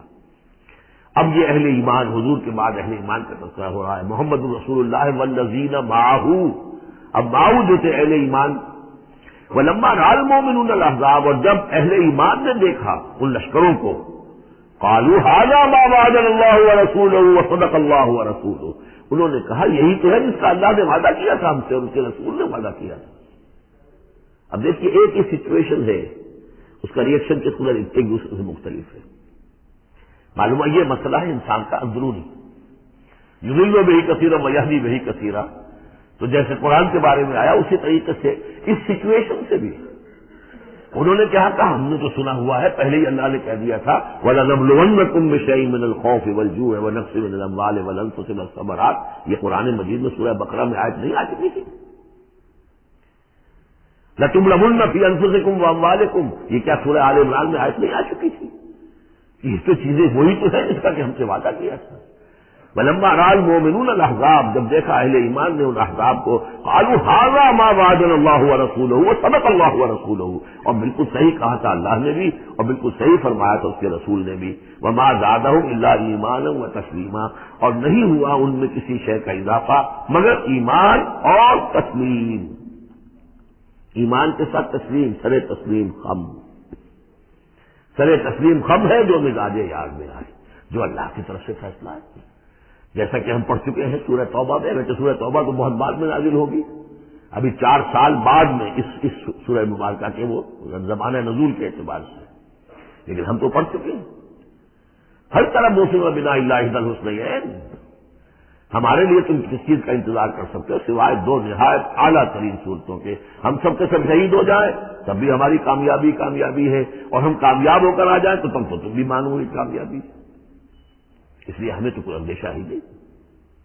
تو اس میں تسلیم ان کے اندر، اور ہم بھی تسلیم کی خو ڈالیں گے. بے نیازی تیری عادت ہی صحیح. من المؤمنین رجال صدقوا ما عاهدوا الله علیہ، ان اہل ایمان میں وہ جمع مرد لوگ ہیں رضی اللہ تعالی عنہم وارضاہم اجمعین، صدقوا ما عاهدوا الله علیہ، جنہوں نے سچا کر دکھایا وہ عہد جو انہوں نے اللہ سے کیا تھا. انہوں نے کہا کہ اپنی جان اور مال حاضر ہے، ہم جنت کے عوض یہ سب کچھ دینے کو تیار ہیں. انہوں نے وہ عہد پورا کر دیا. فَمِنْهُمْ مَنْ قَضَىٰ نَحْبَهُ، ان میں سے وہ بھی ہیں جو اپنی نظر گزار چکے، نظر پیش کر چکے. کتنے ہی صحابہ تھے جو اس وقت تک جام شہادت نوش کر چکے تھے. سن 5 ہے یہ تو، سن 3 میں 70 صحابہ تو غزوہ احد کے اندر ہی شہید ہوئے. فَمِنْهُمْ مَنْ قَضَىٰ نَحْبَهُ، ان میں وہ بھی ہیں کہ جو اپنی نظر پیش کر چکے. وَمِنْهُمْ مَنْ يَنْتَظِرُ، باقی جو ہے وہ منتظر ہے کہ کب وقت آئے.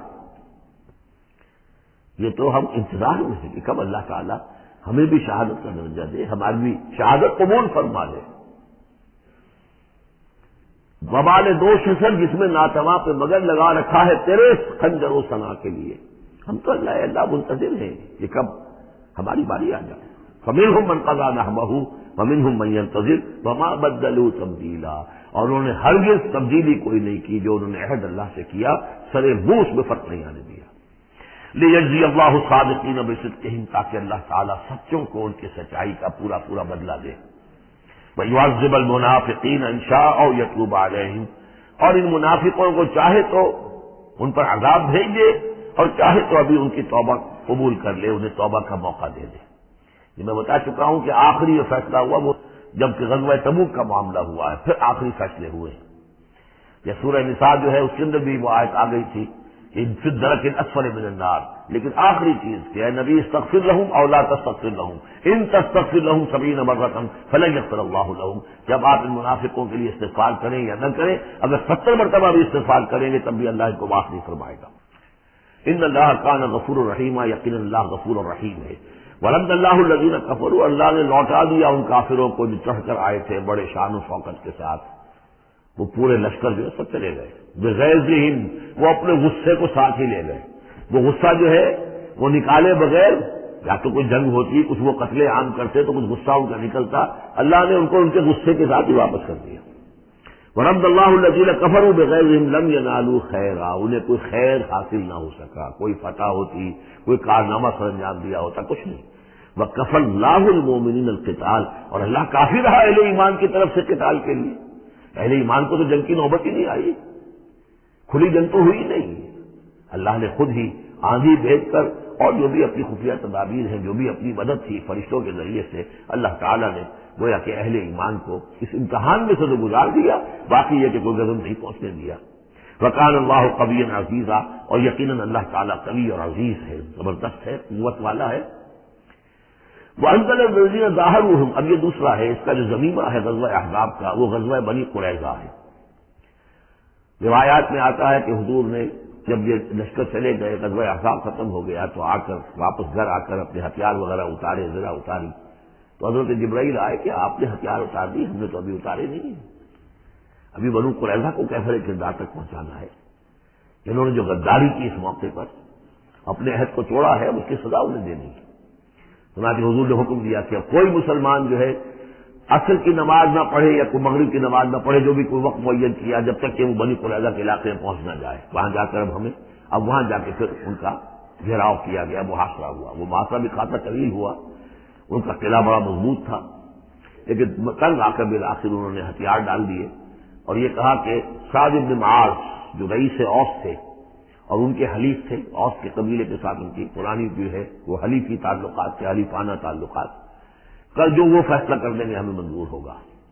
تو حضرت سعد بن معاذ رضی اللہ تعالیٰ عنہ، جو تورات میں فیصلہ لکھا ہوا ہے بد عہدی کا، کہ قوم اگر تمہارے ساتھ بد عہدی کرے اور اس کے بعد اللہ تمہیں ان پر فتح دے دے تو کیا کرو، اس کے مطابق فیصلہ سنایا کہ ان کے جتنے جوان ہیں اس قبیلے کے، جو جنگ کرنے کے قابل ہیں، ان کو قتل کر دیا جائے، اور باقی جو ان کے بوڑھے ہوں یا اور ہوں، مرد ہوں، بچے ہوں، عورتیں ہوں، ان کو جو ہے غلام بنا لیا جائے، ان کا سارا مال ضبط ہو جائے گا۔ تو بدترین سزا جو ہے ان 3 قبیلوں میں سے، جن میں سے ایک قبیلہ تھا بنی قینقاع کا، ایک تھا بنو نذیر، یہ دونوں تو صرف ضلع وطن ہوئے، لیکن بدترین سزا پھر ان کو دی گئی ہے۔ وانزل الذین ظاہروہم من اہل الکتاب، اور اللہ نے اتار لیا ان کو کہ جنہوں نے گٹھ جوڑ کیا تھا ان کے ساتھ، کافروں کے ساتھ، مشرکین کے ساتھ اہل کتاب میں سے، من سیاسیہم، ان کے قلعوں سے، قلعوں میں تو تھے، گڑھیاں تھیں ان کی، لیکن اس سے پھر اتر آئے، ہتھیار ڈال دیے۔ وقذف فی قلوبہم الرعب، اور اللہ نے ان کے دلوں میں رعب ڈال دیا۔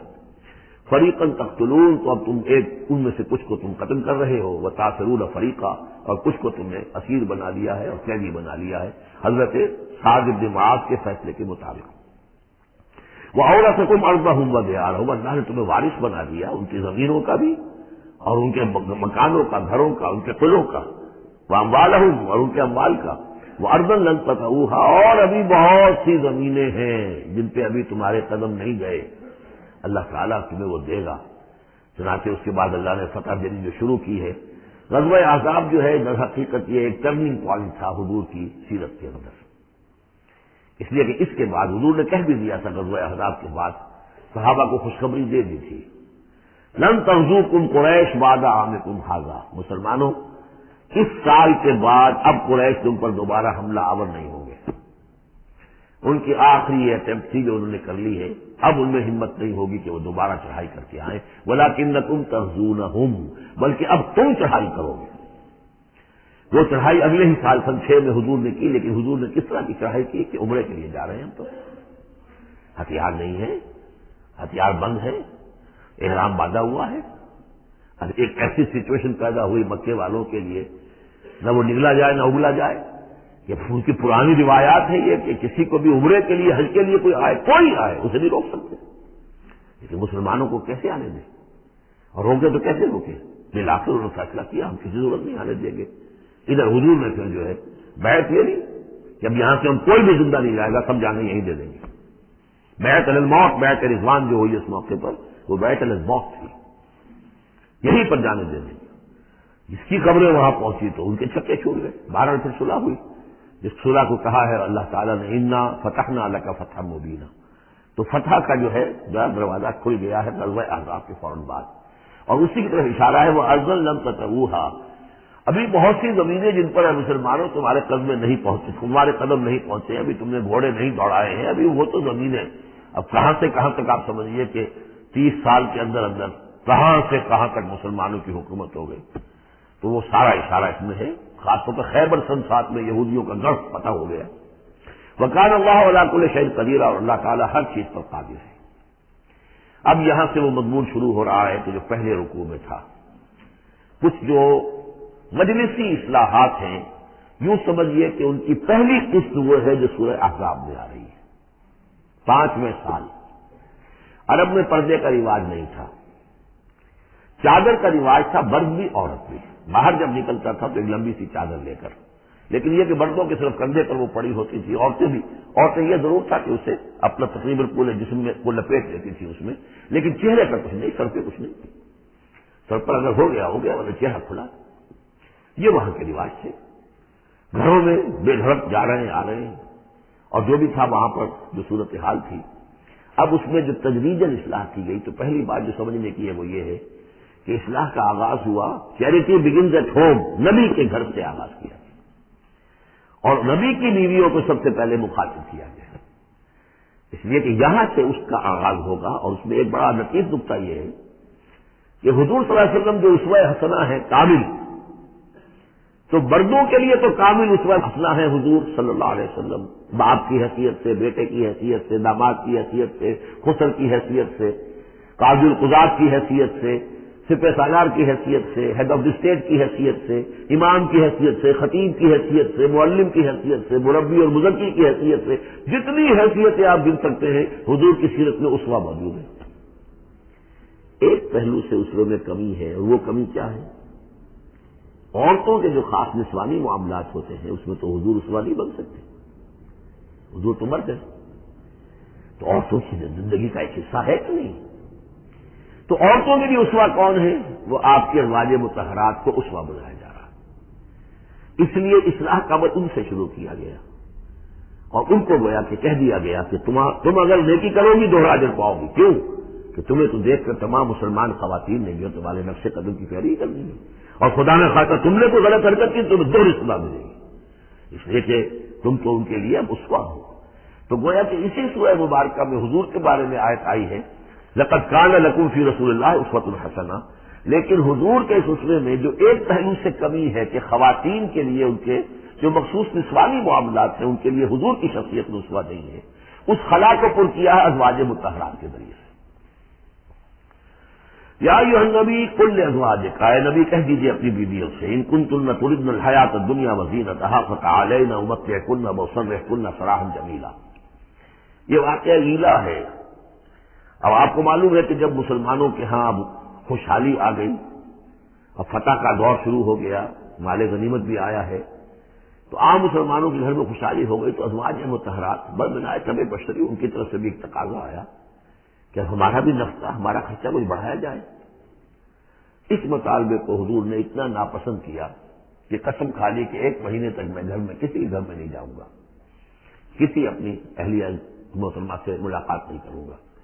اور مسجد کے ساتھ ہی ایک بالا خانہ سا تھا، اس میں آپ نے اپنا جو ہے وہ قیام کر لیا. تو ایک طوفان مچ گیا مدینے میں. اب حضرت ابوبکر کی بیٹی حضرت عائشہ حضور کے گھر میں ہے، حضرت عمر کی بیٹی حضرت حفصہ حضور کے گھر میں ہے کہ اب یہ کیا ہو رہا ہے، کیا ان کو طلاق ہو جائے گی، کیا ہوگا؟ حضور نے کیا فیصلہ کر لیا ہے؟ اس کو ایلا کہتے ہیں، کچھ عرصے کے لیے بیویوں سے قطع تعلق کر لینا. اور یہ سورہ الذین یولون من نسائہم، اس کا حکم جو ہے وہ آ چکا. 4 مہینے سے زیادہ کی اجازت نہیں ہے. لیکن یہ کہ بہرحال یہ جب حضور نے کیا تو اس کے بعد پھر یہ آیات نازل ہوئی کہ نبی اب آپ صاف 2 آپشن رکھ دیجئے اپنی ازواج کے سامنے. اگر تو انہیں دنیا چاہیے تو وہ خود آیات ہی میں دیکھ لیجئے، ان کنتن تردن الحیات الدنیا، کہ اگر تو تم چاہتی ہو دنیا کی زندگی، اس کی زیبائش اور آرائش، وزینتہا فتعالین، آؤ امتعکن، میں تمہیں مال و متاع دے دوں گا، واسرحکن سراحا جمیلا، پھر میں اپنے گھر سے تمہیں رخصت کر دوں گا خوبصورتی کے ساتھ. کوئی دنگا نہیں، کوئی فساد نہیں، کوئی لڑائی نہیں، لیکن یہ کہ پھر تم میرے گھر میں نہیں رہ سکتے، پھر میں اپنے ہاتھ سے تمہیں رخصت کر دوں گا. وَإِن كُنتُنَّ تُرِدْنَ اللَّهَ وَرَسُولَهُ، اور اگر تم طالب ہو اللہ کی اور رسول کی، ان کی رضا چاہتی ہو، وَالدَّارَ الْآخِرَةَ، اور بجائے اس دنیا کے تم آخرت کا گھر جو ہے اس کی طالب بن جاؤ، فإن اللہ أعد للمحسنات منکم اجرا عظیما، تو اللہ تعالیٰ نے تم جیسی نیک بیویوں کے لیے اللہ تعالیٰ نے بہت بڑا اجر جو ہے وہ فراہم کیا ہے، تیار کیا ہے۔ یعنی وہ آپشن تمہارا ہے، اگر دنیا کی آسائش چاہیے تو آؤ، فیصلہ کر لو، چوز کر لو، چوائس از یورس۔ میں تمہیں مال و متاع دے کر اپنے گھر سے رخصت کر دوں گا خوبصورتی کے ساتھ، اور اگر میرے ہاں رہنا ہے تو پھر تو یہی ہے، فقر ہے، فاقہ ہے، یہ اختیاری فقر تھا آپ کا۔ اور اس میں ظاہر بات واقعہ یہی ہے کہ جب یہ بات رکھی گئی سب سے پہلے حضرت عائشہ نے کہا میں تو اللہ اور اس کے رسول کو منتخب کرتی ہوں، اور ایک ایک کر کے تمام ازواج نے یہ کہا، اپنے تمام مطالبات سے وہ دستبردار ہو گئی، اور پوری زندگی اس طرح گزری ہے کہ کبھی 2 وقت جو ہے چولہا گرم نہیں ہوا ہے محمد کے گھر میں صلی اللہ علیہ، کسی بھی گھر میں، کسی بھی زوجہ محترمہ کے گھر میں۔ یا نساء النبی من یات منکن بفاحشۃ مبینۃ، اے نبی کی بیویوں، اگر خدا نہ خواستہ بالفرض تم میں سے کسی کی طرف سے کسی کھلی بے حیائی کا ارتکاب ہوا، یضاعف لها العذاب ضعفین، اسے عذاب دیا جائے گا دگنا، وکان ذلک علی اللہ یسیرا، اور یہ اللہ پر بہت آسان ہے، یہ نہ سمجھنا نبی کی بیوی ہے تو نبی ہمیں بچا لے گا۔ اسی لیے قرآن مجید میں بار بار آتا ہے حضرت نوح کی بیوی، حضرت لوط کی بیوی، حضرت لوط کی بیوی کا ذکر بہت زیادہ ہے۔ نبی بھی اپنی بیوی کو نہیں بچا سکتا، اگر اس کا اپنا کردار غلط ہے، اس کا اپنا جو رویہ ہے صحیح نہیں ہے، اگر اس ایمان اور عمل صالح سے محروم ہے تو کیوں نہیں۔ چنانچہ حضور نے ایک مرتبہ اپنے قریبی گھرانے کی جو خواتین تھیں ان کو بٹھایا اور ایک ایک کا نام لے لے کر کہا ہے، یا فاطمہ بنت محمد صلی اللہ علیہ وسلم انقذی نفسک من النار فانی لا املک لک من اللہ شیئا، اے فاطمہ محمد کی بیٹی خود اپنے آپ کو آگ سے بچاؤ، نکالو اپنے آپ کو آگ سے اپنے عمل سے، اس لیے کہ مجھے اللہ کے ہاں کوئی اختیار تمہارے بارے میں حاصل نہیں ہوگا، اگر فاطمہ کے بارے میں نہیں تو میں کس کے بارے میں۔ یا صفیہ امت رسول اللہ، اے صفیہ اللہ کے رسول کی پھوپھی، انقذی نفسک من النار فانی لا املک لک من اللہ شیئا، اپنے آپ کو جہنم کی آگ سے بچانے کی کوشش کرو، اس سے نکالو اپنے آپ کو، اور میں قیامت کے دن میں اللہ کے محاسبے کے وقت میں تمہارے کام نہیں آ سکوں گا۔ ومن یقنط منکن للہ ورسولہ، اور جو کوئی بھی تم میں سے اللہ اور اس کے رسول کی اطاعت پر کاربند ہو جائے، فرما برداری اختیار کرے، وتعمل صالحا، اور نیک عمل کرے، نوتہا اجرہا مرتین، تو اسے ہم اس کا اجر بھی دیں گے دوہرا۔ غلطی کرو گی تو سزا دگنی، اور صحیح طرز عمل ہوگا ایمان اور عمل صالح والا تو اجر بھی تمہارا دگنا ہوگا۔ اعتدنا لہا رزقا کریما، اور اس کے لیے اللہ تعالیٰ نے ہم نے بہت ہی رزق کریم باعزت روزی کا اہتمام جنات کے اندر کیا ہوا ہے۔ یا نساء نبی لستن کاحد من النساء، ہے نبی کی بیویوں تم عام عورتوں کے مانند نہیں ہو، تم نبی کی بیویاں ہو۔ یہاں اس کو سمجھ لیجیے، مراد کیا ہے کہ تمہیں اسوہ بننا ہے امت کی تمام خواتین کے لیے تا قیامت۔ لستن کاحد من النساء، اور پہلی ہدایت یہ دی گئی اتقیتن فلا تخضعن بالقول۔ ظاہر بات ہے، پہلی یوں سمجھیے کہ جو معاشرے کا نقشہ میں کھینچ چکا ہوں کہ لوگ آتے تھے گفتگو کرتے تھے بے دھڑک۔ پہلی بات تو یہ آپ نے فرمائی کہ اگر تم تقویٰ دل میں رکھو اور لوگوں سے بات کرتے ہوئے اپنی آواز میں لوچ پیدا نہ کرو، نرمی پیدا نہ کرو۔ ظاہر بات ہے عورت کی آواز اس کے اندر مرد کے لیے کشش ہے، اور اگر کہیں طرح اس میں لوچ بھی ہو تو اگر کسی کے دل میں کوئی خباثت ہے، کوئی گندگی ہے، منافق بھی تو اسی معاشرے میں تھے نا، اور وہ تو کوئی موقع نہیں جانے دینا چاہتے تھے کوئی اسکینڈل اٹھانے کا حضور کے خلاف اگر ہو جائے۔ سورہ نور میں ہم پڑھ چکے ہیں کہ حضرت عائشہ تک پر توبت لگ گئی۔ یہ کہ اگر فیتما الذی فی قلبہ مرض، کہ کہیں تم تو اپنی شرافت اور مروت کی وجہ سے نرم انداز میں بات کرو، اور جس کے دل میں کوئی روگ ہے، منافقت کا روگ ہے، بیماری ہے، وہ کوئی اور ہی امید لگا لے کہ شاید ان کی کوئی توقع، شاید میں یعنی یہاں پہ اگر کوئی محنت کروں، کوشش کروں تو شاید میری دال گل جائے، کسی بری نیت اور ارادے کو دل میں پال لے۔ وقلنا قولا معروفا، بات کرو بڑی معروف انداز میں، لیکن انداز جو ہے اس میں وہ سختی کا ہونا چاہیے، بجائے اس کے کہ اس کے اندر وہ نرمی ہو اور شیرینی ہو۔ وقرن فی بیوتکن، دوسری ہدایت اپنے گھروں کے اندر قرار پکڑو، تمہارا اصل مقام جو ہے وہ گھر ہے۔ اب یہ اصول دیے جا رہے ہیں، یعنی سمجھیے کہ یہ اصلاحات جو ہو رہی ہیں، مخلوط معاشرہ نہیں ہے اسلامی معاشرہ، عورت کا اصل مقام اس کا گھر ہے، ماں کی حیثیت سے، بہن کی حیثیت سے، بیٹی کی حیثیت سے، بیوی کی حیثیت سے، گھر کے وقرن فی بیوتکن ولا تبرجن تبرج الجاہلیۃ الاولی، اور مت نکلو باہر بن سور کر جیسے کہ جاہلیت اولا میں رواج تھا۔ جاہلیت، پچھلی جاہلیت جو تھی اسلام کے آنے سے پہلے جو تہذیب، جو کلچر وہاں تھا، وہ طریقتکم المثلی، وہ بھی کہتے ہوں گے کہ ہمارا بڑا مثالی کلچر ہے یہ، اس کلچر کو چھوڑو. اور یہ جو بند سمر کر باہر نکلنے والی بات ہے کہ تبرج کہتے ہیں کہ نمایاں ہونا، یعنی عورت اگر بناؤ سگار کر کے نکلتی ہے مردوں میں تو کیا چاہتی ہے؟ وہ چاہتی ہے کہ لوگوں کی نگاہیں میری طرف اٹھے، میں توجہات کا مرکز بن جاؤں. یہ کام اب چھوڑ دو بالکل. اگر خدا نے خاصہ کہیں ہے بھی کسی کا کوئی پس منظر میں، تو اس کی دوسری ہدایت یہ آئی گھروں میں قرار پکڑو، گھروں میں رہو، گھروں میں بیٹھو. وقرن فی بیوتکن ولا تبرجن تبرج الجاہلیۃ الاولی واقمن الصلاۃ وآتین الزکاۃ واطیعن اللہ ورسولہ، اور نماز قائم کرو اور زکات ادا کرو اور اللہ کی اور اس کے رسول کی اطاعت پر کاربند رہو.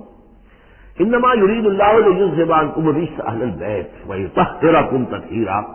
اے نبی کے گھر والوں، یا اہل البیت اب آ گیا یہاں پہ، نبی کے گھر والوں، اس سے پہلے ہم پڑھ چکے ہیں. یہ اہل البیت حضرت سارہ کو خطاب کیا تھا فرشتوں نے، یہ سلام ہو آپ کو اے نبی کے گھر والوں اہل البیت.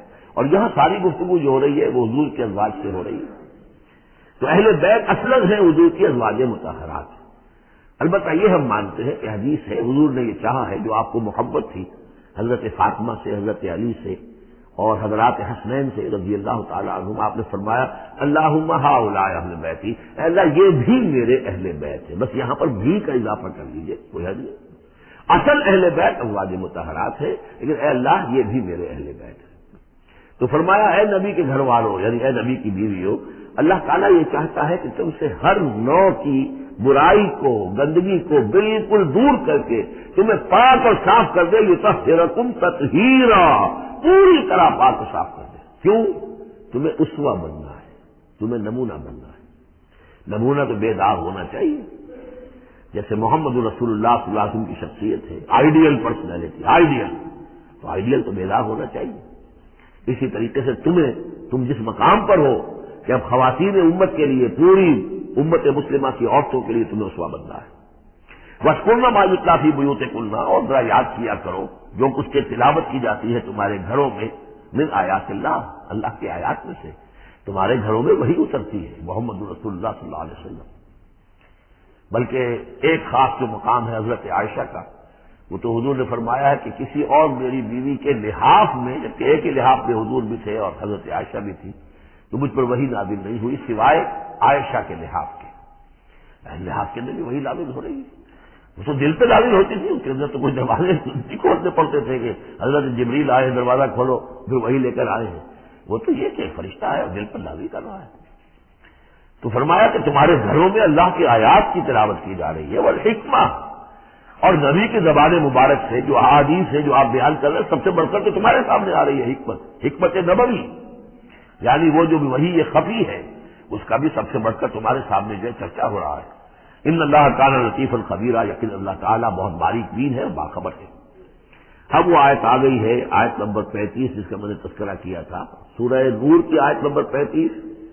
وہ ہے حقیقت ایمان پر. اللہ نور السماوات والارض مثل نورہ کمشکاۃ فیہا مصباح، المصباح فی زجاجہ، الزجاجۃ کأنہا کوکب درری یوقد من شجرۃ مبارکۃ زیتونۃ لا شرقیۃ ولا غربیہ یکاد زیتها یضیء ولو لم تمسسہ نار نور علی نور یہدی اللہ لنورہ من یشاء ویضرب اللہ الامثال للناس واللہ بکل شیء علیم.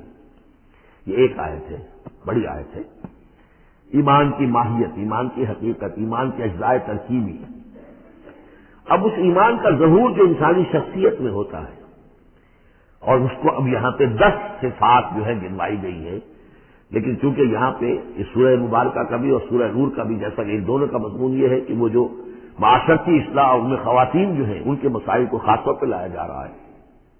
تو عام طور پر تو قرآن میں یہ ہے کہ جو حکم بھی ہے وہ مذکر کے سیغے میں آ جاتا ہے، مردوں سے خطاب کر کے، لیکن عورتیں بھی اس کی مخاطب ہیں. اسے برصغیر تغلیب کہتے ہیں، قاعدہ ہے. ایک بظاہر خطاب ہے اقیم الصلاح، مذکر کا سیغہ ہے، لیکن یہ خطاب ہے یہ عورتوں سے بھی ہے. اللہ یہ کہ ابھی ہم نے پڑھا اقیمنا الصلاۃ، یہ یہاں مؤنث کے اس میں بھی آ گیا، لیکن عام طور پر قرآن میں جو آیا ہے وہ تو مذکر کا سیغہ ہے. لیکن یہاں آپ دیکھیں گے کہ ان کیفیات کو اور خصوصیات کو، جو ایمان کے ثمرات اور نتائج ہیں، ان کو دوہرا کر مردوں اور عورتوں کے لیے علیحدہ علیحدہ بالکل پوری صراحت کے ساتھ. ان المسلمین والمسلمات، یقیناً مسلمان مرد اور مسلمان عورتیں، یعنی اطاعت کر لینے والی، سر تسلیم قلب کرنے والے مرد اور عورتیں. والمومنین والمومنات، اور مومن مرد اور مومن عورتیں، والقانتین والقانتات، اور فرما بردار مرد اور فرما بردار عورتیں، والصادقین والصادقات، اور راست باز مرد اور راست باز عورتیں، صدق قول بھی، صدق مقال اور صدق عمل، صدق کردار، والصابرین والصابرات، اور صبر کرنے والے مرد اور صبر کرنے والی عورتیں، والخاشعین والخاشعات، اور اللہ کے سامنے جھکے رہنے والے مرد اور جھکے رہنے والی عورتیں، والمتصدقین والمتصدقات، اور اللہ کے لیے صدقہ دینے والے مرد اور صدقہ دینے والی عورتیں، والصائمین والصائمات، اور روزہ رکھنے والے مرد اور روزہ رکھنے والی عورتیں، والحافظین فروجہم والحافظات، اور اپنے شرمگاہوں کی حفاظت کرنے والے مرد اور اپنی شرمگاہوں کی حفاظت کرنے والی عورتیں، والذاکرین اللہ کثیرا والذاکرات، اور کثرت کے ساتھ اللہ کا ذکر کرنے والے مرد اور ذکر کرنے والی عورتیں، اعد اللہ لہم مغفرۃ واجرا عظیما، اللہ تعالیٰ نے ان سب کے لیے مغفرت اور بہت بڑا اجر تیار کر رکھا ہے۔ اللہم ربنا اجعلنا منہم، اللہم ربنا اجعلنا منہم۔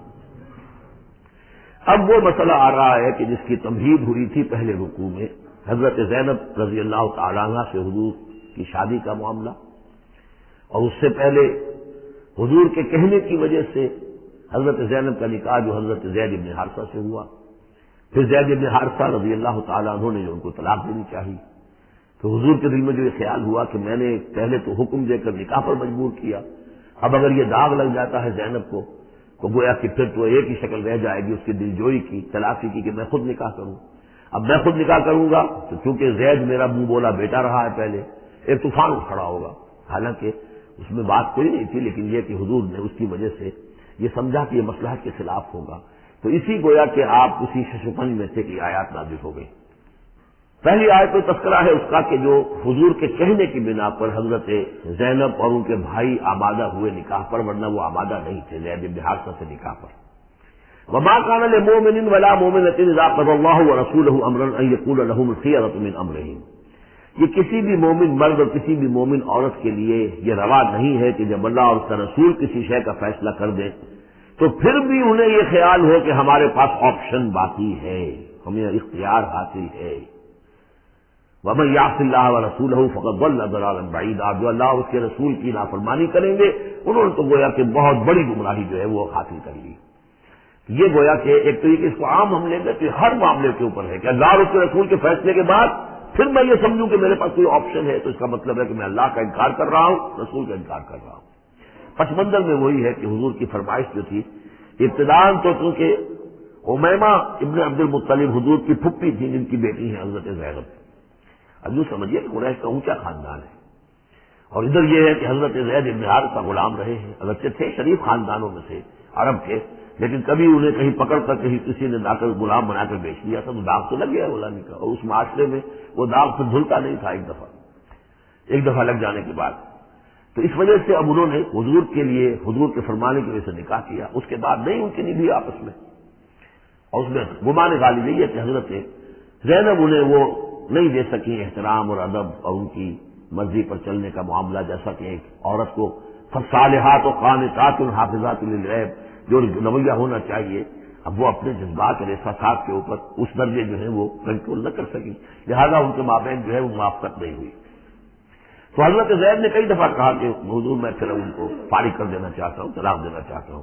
اس تقول للذی انعم اللہ علیہ وانعمت علیہ امسک علیک زوجک، اے نبی جب آپ کہتے تھے اب اس شخص سے کہ جس پر اللہ نے بھی انعام فرمایا اور آپ نے بھی انعام فرمایا، آپ نے اسے آزاد کر دیا، اپنا منہ بولا بیٹا بنایا تھا، یہ دوسری بات ہے کہ اللہ نے وہ بات ختم کر دی، یہ تو زید بن محمد کہلاتا تھا، اب یہ زید بن حارثہ رہ گیا دوبارہ۔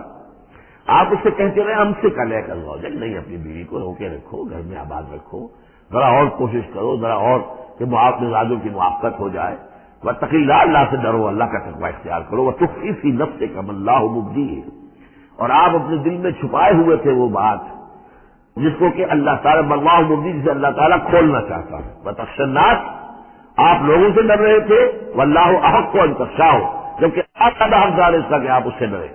فلما قضى زید منها وطرا، تو جب زید نے اس سے آخری قطع تعلق کر لیا، یعنی طلاق بھی دے دی اور پھر عدت بھی پوری ہو گئی، زوجناکہا، اے نبی ہم نے تجویز کر دی ہے اس کی تمہارے ساتھ، زوجہ بنا دیا ہے، ہم نے نکاح کر دیا ہے۔ حضرت زینب پھر یہ کہا کرتی تھیں دوسری ازواج مطہرات سے فخر کرتی تھی کہ تمہارے نکاح سب کے جو ہے زمین پر ہوئے، میرا نکاح آسمان پر ہوا ہے۔ جب حضور نے شادی کی ان سے پھر تو اللہ نے نکاح کیا، اللہ نے نکاح پڑھایا ہے۔ زوجناکہا، ہم نے اسے آپ کی زوجیت میں دے دیا، کہ لا یکون علی المؤمنین حرج فی ازواج ادعیائہم، تاکہ یہ آئندہ کے لیے یہ جاہلی رسم کا خاتمہ ہو جائے اور منہ بولے بیٹوں کی بیویوں کے بارے میں اہل ایمان پر کوئی تنگی نہ رہے۔ منہ بولا بیٹا تھا، اس کی بیوی تھی، بیٹا فرضیے فوت ہو گیا وہ تو اس کی بیوی سے وہ بیوہ ہو گئی ہے، تب آپ شادی کر سکتے ہیں۔ اسی طریقے سے اگر وہ اس کو طلاق دے دی ہے شادی کر سکتا ہے۔ یہ محرمات ابدیہ میں سے نہیں ہے، محرمات ابدیہ کی فہرست سورہ نساء کے اندر آ چکی ہے۔ وکان امر اللہ مفعولا، اور یہ تو اللہ کا وہ فیصلہ تھا کہ جو بہرحال پورا ہو کر رہنا تھا۔ یہ سب کچھ جو ہوا ہے نبی، اس میں بھی ہماری حکمت تھی، مصلحت تھی۔ کسی اور کے ذریعے سے یہ بات ہوتا تو یہ رسم ٹوٹتی نہ۔ بعض چیزیں رسمیں ایسی ہوتی ہیں کہ اتنی گہری ہوتی ہیں، ان کے اوپر لوگوں کا اتنا جو وثوق ہوتا ہے، یہ تو جب تک آپ کے ذریعے سے یہ رسم جو ہے غلط نہ ٹوٹتی تو اس کے ٹوٹنے کا امکان نہیں تھا۔ ہم نے اس کے لیے یہ سارا معاملہ کیا ہے۔ ما کان علی النبی من حرج فیما فرض اللہ لہ، نبی پر کوئی حرج نہیں ہے، کوئی مذائقہ نہیں ہے اس چیز میں جو اللہ نے اس کے اوپر عائد کر دی ہے، فرض کر دی ہے۔ سنت اللہ فی الذین خلوا من قبل، اور یہ اللہ کا وہ طریقہ ہے جو ان لوگوں کے بارے میں رہا جو پہلے گزر چکے۔ اللہ کے نبیوں کے ساتھ، رسولوں کے ساتھ اللہ کا یہ معاملہ رہا ہے۔ وکان امر اللہ قدرا مقدورا، اور یہ تو اللہ کا وہ معاملہ تھا کہ جو گویا کہ طے تھا، مقرر ہو چکا تھا، ہماری مشیت میں یہ پہلے سے طے تھا۔ الذین یبلغون رسالات اللہ، وہ اللہ کے نبی کہ جو اللہ کے پیغامات کو پہنچانے پر مامور ہوتے ہیں، وَيَخْشَوْنَهُ، اور صرف اسی سے ڈرتے ہیں، وَلَا يَخْشَوْنَ أَحَدًا إِلَّا اللَّهَ، اور نہیں ڈرتے کسی اور سے اللہ کے سوا، وَكَفَىٰ بِاللَّهِ حَسِيبًا، اور اللہ تعالیٰ کافی ہے کفایت کرنے والا یا حساب لینے والا۔ مَا كَانَ مُحَمَّدٌ أَبَا أَحَدٍ مِّن رِجَالِكُمْ، دیکھو محمد تم میں سے کسی مرد کے باپ نہیں ہے۔ حضور کو اللہ تعالیٰ نے اولاد نرینہ نہیں دی، جو دی تھی بچپن ہی میں اسے اٹھا لیا۔ آخری عمر میں بھی یہ سمجھ لیا کہ حضرت ماریہ قبطیہ، ان کے بطن سے حضرت ابراہیم کی ولادت ہوئی ہے۔ اور یہ ایک عجیب مسئلہ ہے کہ حضرت ابراہیم کے عقد میں یا آپ کے نکاح میں آئیں ہاجرہ، وہ بھی مصر کی تھی جن سے اسماعیل کی ولادت ہوئی۔ اسماعیل کی نسل میں حضور ہے صلی اللہ علیہ وسلم، پھر مصر ہی سے ایک ماریہ قبطیہ آ رہی ہے، اور ان کے بطن سے جو بیٹا ہوا اس کا نام حضور نے ابراہیم رکھا۔ اور حضور کو بہت محبوب بھی تھا، لیکن وہ بہت ہی چھوٹا سا تھا، بچپن میں ہی فوت ہو گیا ہے، اور حضور کو اس کا افسوس بھی ہوا۔ یا ابراہیم و انا لفراقک محزونون، یا ابراہیم ہم تمہاری جدائی سے بڑے محزون ہیں، ہمیں رنج ہے۔ بہرحال ما کان محمد ابا احد من رجالکم، تمہارے مردوں میں سے کسی کے باپ نہیں ہے۔ یہ زید بن حارثہ کے باپ نہیں ہے۔ زید بن حارثہ منہ بولا بیٹا تھا، اب جب کہ ہم نے حکم نازل کر دیا ہے اب وہ ساتھ سلسلہ منقطع ہو گیا۔ ولکن رسول اللہ و خاتم النبیین، بلکہ یہ اللہ کے رسول ہیں اور نبیوں کی مہر ہیں۔ اب نبوت ختم ہو رہی ہے ان پر، اب کوئی نبی آنے والا نہیں، لہذا جتنی بھی رسومات جاہلیت کی تھیں اگر ان کے ذریعے سے وہ ختم نہ ہو تو پھر کس کے ذریعے سے ختم ہوگی؟ یہ ہے اس میں یہ دلیل مضمن ہے کہ یہ جو کڑوا گھونٹ ہے محمد صلی اللہ علیہ وسلم بھی تو آپ کو کرنا ہی تھا، اس لیے کہ یہ جاہلانہ رسمیں جو ہیں اگر آپ اس کے اندر یہ اطلاع نہ کرتے اور آپ نے اپنے منہ بولے بیٹے کی بیوی سے اگر شادی نہ کی ہوتی تو یہ رسم ختم نہیں ہو سکتی تھی۔ اور یہی بات بتائی جا رہی ہے لوگوں کو، ما کان محمد ابا احد من رجالکم ولکن رسول اللہ و خاتم النبیین، وہ تو اللہ کے رسول ہے اور خاتم النبیین۔ اب اس میں بڑا باریک نقطہ ہے، وہ نوٹ کر لیجئے۔ رسالت حضور کی دائم و قائم ہے، چل رہی ہے ابھی تک۔ فرق صرف یہ ہے کہ اس وقت تک براہ راست آپ بنفس نفیس اپنی رسالت کے فرائض ادا کر رہے تھے، اب بائی پراکسی ہے، اب امت کے ذریعے سے ہے۔ جو بھی آپ کے امتی ہیں، جو بھی دین کے خادم ہیں، جو بھی قرآن کے پیغام کو پہنچا رہے ہیں، جہاں تک پہنچا رہے ہیں وہ رسالت محمدی کا پیغام پہنچ رہا ہے، رسالت محمد کی ہے صلی اللہ علیہ وسلم۔ جیسے کہ ہم نے سورہ انعام میں آیت پڑھی تھی، اوحی الی ھذا القرآن لانذرکم بہ ومن بلغ، اے نبی ان سے کہہ دیجئے یہ قرآن مجھ پر وحی کیا گیا ہے تاکہ اس کے ذریعے سے میں تمہیں بھی خبردار کر دوں اور جسے بھی یہ قرآن پہنچ جائے۔ اسی لیے امت کو آپ ہدایت دے کر گئے تھے، فَلْيُبَلِّغِ الشَّاهِدُ الْغَائِبَ، اب یہ تمہارا کام ہے اس قرآن کی تبلیغ کرو اور پہنچاؤ، جو بھی یہاں نہیں ہے ان تک پہنچاؤ۔ تو گویا کہ رسالت محمدی ختم نہیں ہوئی ہے، رسالت محمدی تو چل رہی ہے، لہذا ختم کا لفظ جو آیا ہے وہ رسالت کے ساتھ نہیں آیا، نبوت کے ساتھ آیا۔ نبوت ختم ہو گئی جب وحی کا دروازہ بند ہو گیا، نبوت ختم ہو گئی۔ نبوت محمدی آپ کی ذات کے ساتھ تھی، وہ جیسے ہی آپ کی ذات جو ہے وہ اس دنیا سے اس نے پردہ کیا، اس کے ساتھ ہی آپ کی وہ نبوت کا دروازہ بند ہو گیا۔ لیکن رسالت محمدی وہ تو دائم و قائم تھی۔ اسی لیے یاد دیکھیے ولیکن رسول اللہ ہے وخاتم النبیین، آپ تو اللہ کے رسول ہیں اور دائم ہے اور قائم ہے، اور خاتم النبیین ہے اور نبیوں کی مہر ہے، وکان اللہ بکل شیء علیما، اور یقیناً اللہ تو ہر چیز کا علم رکھنے والا ہے۔ یا ایھا الذین آمنوا اذکروا اللہ ذکرا کثیرا وسبحوہ بکرۃ واصیلا هو الذی یصلی علیکم وملائکتہ لیخرجکم من الظلمات الی النور وکان بالمؤمنین رحیما۔ صدق اللہ العظیم۔ اہل ایمان اللہ کا ذکر کیا کرو کثرت کے ساتھ۔ ذکر کثیر سے مراد کیا ہے کہ انسان کسی بھی حال میں ہو اللہ کو یاد رکھے۔ پنجابی میں ایک کہاوت ہے، ہتھ کارول دل یارول۔ کام آپ کر رہے ہیں، کوئی بھی کر رہے ہیں، لیکن یہ کہ آپ کا دل اللہ کے ساتھ لگا ہونا چاہیے۔ اس کا جو بہترین طریقہ ہے وہ یہ ہے کہ تمام جو بھی معمولات زندگی کے ہیں ان کے ساتھ ہی حضور صلی اللہ علیہ وسلم سے مسنون دعائیں ہیں۔ گھر میں داخل ہو رہے ہیں تو دعا مانگیے، باہر نکل رہے ہیں تو دعا مانگیے، بازار میں داخل ہو رہے ہیں تو دعا مانگیے، بازار سے باہر آ رہے ہیں دعا مانگیے، بیت الخلاء میں داخل ہو رہے ہیں دعا ہے۔ آپ کام بھی کر رہے ہیں ساتھ کے ساتھ، کوئی اضافی وقت آپ کا نہیں لگ رہا ہے، لیکن اس میں یہ ہے کہ آپ کا اللہ کے ساتھ ایک رشتہ قائم ہے۔ باقی یہ کہ قرآن سب سے بڑا ذکر ہے، پھر نماز، یہ تو ہم پڑھ چکے ہیں 21ویں پارے کی پہلی آیت، وَاتْلُ مَا أُوحِيَ إِلَيْكَ مِنَ الْكِتَابِ وَأَقِمِ الصَّلَاةَ إِنَّ الصَّلَاةَ تَنْهَىٰ عَنِ الْفَحْشَاءِ وَالْمُنكَرِ وَلَذِكْرُ اللَّهِ أَكْبَرُ۔ تو اللہ کا ذکر کرو کثرت کے ساتھ، وَسَبِّحُوهُ بُكْرَةً وَأَصِيلًا، اور صبح و شام اس کی تسبیح کرتے رہو۔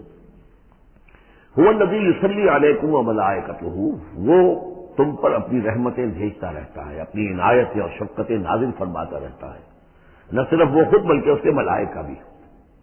اب یہ دیکھیے وہی لفظ ہے جو حضور کے بارے میں آیا ہے، ان اللہ و ملائکتہ یصلون علی النبی، یقیناً اللہ اور اس کے فرشتے نبی پر رحمتیں بھیجتے ہیں۔ لیکن یہ فرمایا جا رہا کہ ایک عام اہل ایمان کو بھی حصہ ملتا ہے اس میں سے، اللہ کی عنایتیں ہیں، اللہ کی رحمتیں ہیں، وہی لفظ استعمال ہو رہا ہے اہل ایمان کے لیے۔ هو الذی یصلی علیکم وملائکتہ لیخرجکم من الظلمات الی النور، وہ اپنی رحمتیں اور عنایتیں نازل فرماتا رہتا ہے، وہ بھی اور اس کے فرشتے بھی، تاکہ نکالے تمہیں اندھیروں سے روشنی کی طرف۔ وکان بالمؤمنین رحیما، اور یقیناً اہل ایمان کے حق میں وہ بہت رحیم ہے۔ تحیتہم یوم یلقونہ سلام، ان کی دعا جو ہے جس روز کہ وہ اللہ سے ملیں گے ہوگا سلام۔ وعد لہم اجرا کریما، اور اللہ تعالیٰ نے ان کے لیے بہت باعزت اجر فراہم کیا ہوا ہے۔ یا ایھا النبی انا ارسلناک شاہدا ومبشرا ونذیرا وداعیا الی اللہ باذنہ وسراجا منیرا۔ اے نبی، اب یہاں نوٹ کیجئے، اے نبی، ہم نے بھیجا ہے آپ کو۔ یہ نبوت اور رسالت کا کے درمیان جو ربط و تعلق ہے وہ بھی یہاں پر واضح ہو جائے گا۔ جیسے جس کسی شخص نے CSP کا امتحان پاس کر لیا، اب اس کی اپائنٹمنٹ ہوتی ہے کسی جگہ پر، جاؤ وہاں پر DC لگو یا وہاں کوئی اور عہدہ جو ہے، ایک ہے اپائنٹمنٹ، ایک ہے کارڈر۔ نبوت کارڈر ہے، اس کارڈر میں جو آ گئے ہیں، اب جن کو اللہ ان میں سے چاہتا ہے اپائنٹ کرتا ہے کسی خاص قوم کی طرف، کسی خاص علاقے کی طرف، تو اس اپائنٹمنٹ کے بعد وہ اب رسول۔ یا ایھا النبی، اے نبی، اسی لیے کہا جاتا ہے کہ حضور کی نبوت کا ظہور جو ہوا ہے وہ پہلی وحی سے۔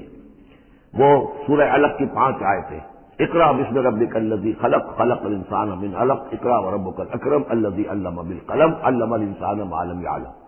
اب ان 5 آیتوں میں کہیں تبلیغ کا حکم نہیں ہے، یہاں سے نبوت کا تو آغاز ہو گیا، لیکن یہ کہ رسالت کا آغاز ہوا ہے جب آپ کو تبلیغ کا حکم آیا، یا ایھا المدثر قم فانذر وربک فکبر۔ اب یہاں سے رسالت کا آغاز ہوا، تو نبوت اور رسالت کے اس فرق کو ذہن میں رکھیں۔ یا ایھا النبی، اے نبی، ہم نے بھیجا ہے آپ کو شاہداً گواہ بنا کر۔ اب اس پر ہم گفتگو کر چکے ہیں، لتکونوا شہداء علی الناس ویکون الرسول علیکم شہیدا، اور لیکون الرسول شہیدا علیکم وتکونوا شہداء علی الناس، سورہ بقرہ میں آیت آئی اور سورہ حج میں آ چکی ہے۔ اور مبشر اور نذیر، بشارت دینے والے، خبردار کرنے والے، یہ تو بہت مرتبہ آ چکا ہے، جمع کے سیغے میں، واحد کے سیغے میں۔ وَدَاعٍ إِلَى اللَّهِ بِإِذْنِهِ، اللہ کی طرف بلانے والے اس کے حکم سے. یعنی ایک داعی اور بھی ہوتا ہے جو اللہ کا کوئی بندہ ہے، کوئی صوفیاء میں سے ہے، کوئی اللہ کا نیک آدمی، وہ بھی لوگوں کو بلا رہا ہے اللہ کے راستے کی طرف. لیکن نبی رسول کا کام یہ ہو جاتا ہے کہ وہ اس پر مامور ہے کہ وہ بلائے. اس میں زمین و آسمان کا فرق ہے کہ ایک ہے کہ حفظان صحت کے اصولوں پر تمام شہریوں کو خیال رکھنا چاہیے، عمل کرنا چاہیے، گلیوں میں گندگی نہ ہو، یہ نہ ہو، وہ نہ ہو، یہ تو گویا کہ اصول شہریت میں سے ہے. ایک محکمہ ہے جو قائم کیا گیا اسی کام کے لیے، وہ تو معمور ہے، وہ تو تنخواہ اسی کی لیتے ہیں، لہذا وہ ہم وقت اسی کام کے اوپر لگے ہوئے ہیں. تو اسی طریقے سے دفاع وطن ہے، ویسے تو ہر شہری کا فرض ہے کہ اس کے لیے اپنے آپ کو ہر وقت تیار رکھے، لیکن ایک فوج آپ نے تیار کی ہوئی ہے جو اسی کام کے لیے. تو رسول تو گویا کہ وہ پھر داعی اللہ باذنہ ہی، اللہ کے حکم سے معمور من اللہ ہو کر پھر وہ دعوت دیتا ہے. وسراجا منیرا، اور آپ کو ایک بہت روشن چراغ بنا دیا، چراغ ہدایت. وبشر المؤمنین بان لهم من اللہ فضل کبیرا، اور اہل ایمان کو آپ بشارت دے دیجئے کہ ان کے لیے اللہ کی طرف سے بہت بڑا فضل ہے. ولا تطع الکافرین والمنافقین ودع اذاهم، اور آپ ان کافروں اور منافقوں کی باتیں نہ مانیے، ان کی طرف دھیان بھی مت دیجیے. ودع اذاهم، اور وہ جو کچھ بھی اذیت آپ کو دینا چاہ رہے ہیں، تکلیف پہنچا رہے ہیں، کوفت پہنچا رہے ہیں، دفع کیجیے ان کی ایذاؤں کو. فتوکل علی اللہ، اللہ تعالیٰ پر توکل کیجیے. وکفیٰ باللہ وکیلا، اللہ کافی ہے آپ کے لیے سہارا، اور آپ کی مدد کرنے کے لیے اللہ کافی ہے. یہ کچھ نہیں بگاڑ سکیں گے. جو چاہے اسکینڈل اٹھا لیں، جو چاہے آپ کے خلاف سازشیں کر لیں، آپ کا بال بیکا نہیں کر سکیں گے. یا ایھا الذین آمنوا اذا نکحتم المؤمنات ثم طلقتموهن من قبل ان تمسوهن، اب ایک حکم یہاں پر طلاق کے ضمن میں بھی آ رہا ہے. پہلے آ چکا ہے کہ اگر نکاح ہو چکا ہے کسی سے اور کوئی مہر مقرر نہیں ہوا تھا، لیکن پھر بھی طلاق اگر دے دی ہے تو بہرحال اسے کچھ نہ کچھ مہر جو ہے وہ دے دلا کے رخصت کرنا چاہیے. اور اگر ملاقات سے قبل نکاح دی ہے، مہر طلاق دے دی ہے، مہر مقرر ہو چکا تھا تو آدھا مہر دینا ہوگا. اب یہاں مسئلہ رہا عدت کا. یا ایھا الذین آمنوا، اہل ایمان، اذا نکحتم المؤمنات، جب تم مومن خواتین سے نکاح کرو، ثم طلقتموهن من قبل ان تمسوهن، پھر کوئی سبب ایسا ہو جائے کہ اس سے پہلے کہ تمہاری ان سے ملاقات ہو، تم انہیں چھو، انہیں تم طلاق دے دو، فما لکم علیہن من عدۃ تعتدونها، تو پھر تمہارا کوئی حق نہیں ہے کہ وہ عورت جو ہے عدت کرے اور اس کو تم عدت پوری کرواؤ اس سے، اس لیے کہ تمہاری ملاقات ہی نہیں ہوئی، کوئی سوال ہی پیدا نہیں ہوتا کہ اس کے رحم میں کوئی بچہ جو ہے اللہ تعالیٰ نے اس کو تخلیق فرما دیا ہو. لہذا عدت اس لیے ہوتی ہے کہ یہ بات پوری طریقے سے واضح ہو جائے کہ اس معاملے میں سابق شوہر سے اس کے وطن میں کوئی حمل نہیں ہے. وَمَتِّعُوهُنَّ، تو انہیں کچھ دے دلا کر رخصت کرو. وَسَرِّحُوهُنَّ سَرَاحًا جَمِيلًا، اور اپنے ہاں سے رخصت کرنا ہو تو بڑی خوبصورتی کے ساتھ رخصت کرو. یا ایھا النبی انا احللنا لک ازواجک اللاتی آتیت اجورہن، اے نبی ہم نے آپ کے لیے حلال ٹھہرایا ہے آپ کی ان تمام ازواج مطہرات کو جنہیں آپ نے باقاعدہ مہر دیا ہے.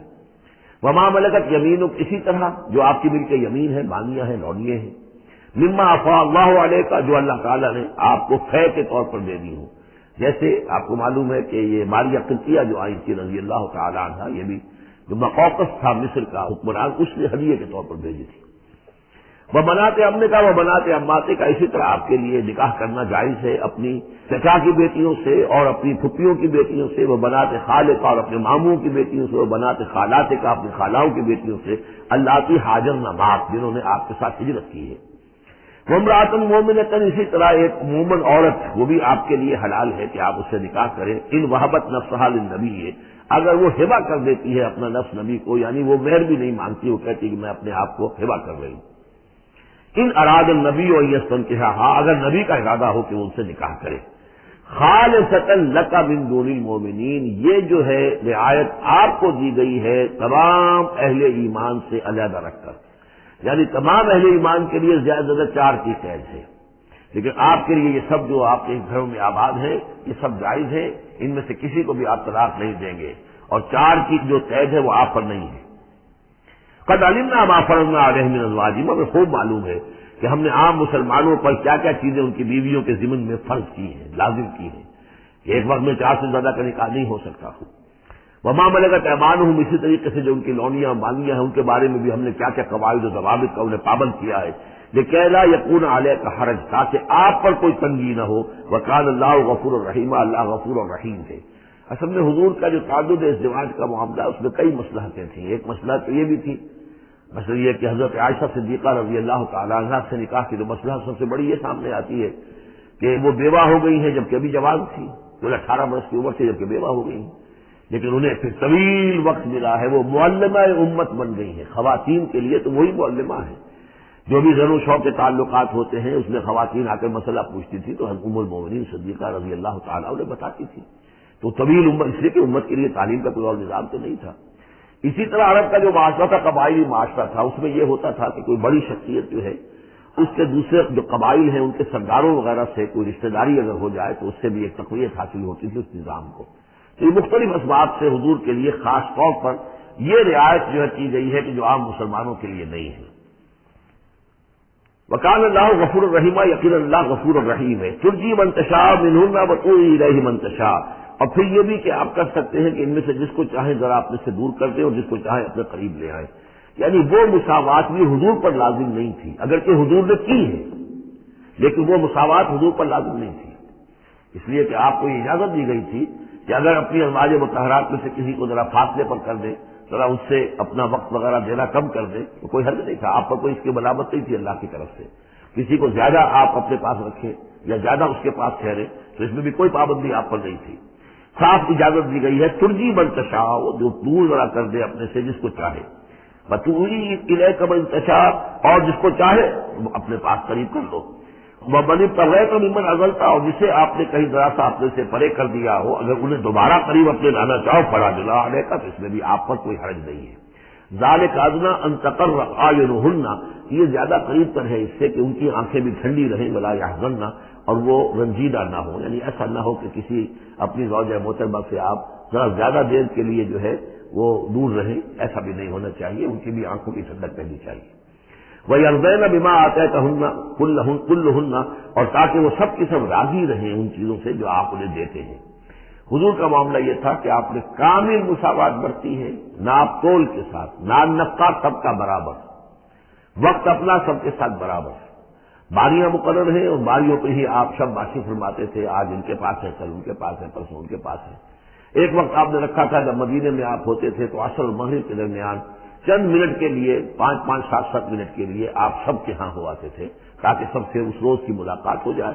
باقی یہ ہے کہ شام کو شب باشی، ظاہر بات ہے رات کو کی ایک کے ہاں ہوتی تھی، اور ہر چیز کے اندر جو ہے حضور نے صلی اللہ علیہ وسلم پوری مساوات کی ہے، اور اس پر بھی آپ کہتے تھے اللہم ھذا قسمی فیما املک، اے اللہ جو چیزیں میرے اختیار میں ہیں جن میں ناپ تول ہو سکتا ہے اس کو تو میں نے برابر کی تقسیم کر دی ہے، فلا تلمنی فیما تملک ولا املک، تو اللہ مجھے اس پر ملامت نہ ہو کہ جو میرے اختیار میں نہیں بلکہ تیرے اختیار میں، یعنی میرا دلی رجحان اگر ان میں سے کسی ایک طرف زیادہ ہے تو ظاہر بات ہے انسان کو اس کے اوپر اختیار نہیں ہے، اور یہ سورہ نساء میں آ بھی چکا ہے کہ یہ معاملہ تو تم چاہو بھی تو اس میں تمہارے لیے ممکن ہی نہیں ہے کہ اس قلبی رجحان کو بھی برابر تقسیم کر سکو، یہ تمہارے اختیار میں نہیں ہے، تو ظاہر بات ہے اس کے اوپر اللہ تعالیٰ کی طرف سے بات کچھ بھی نہیں ہے۔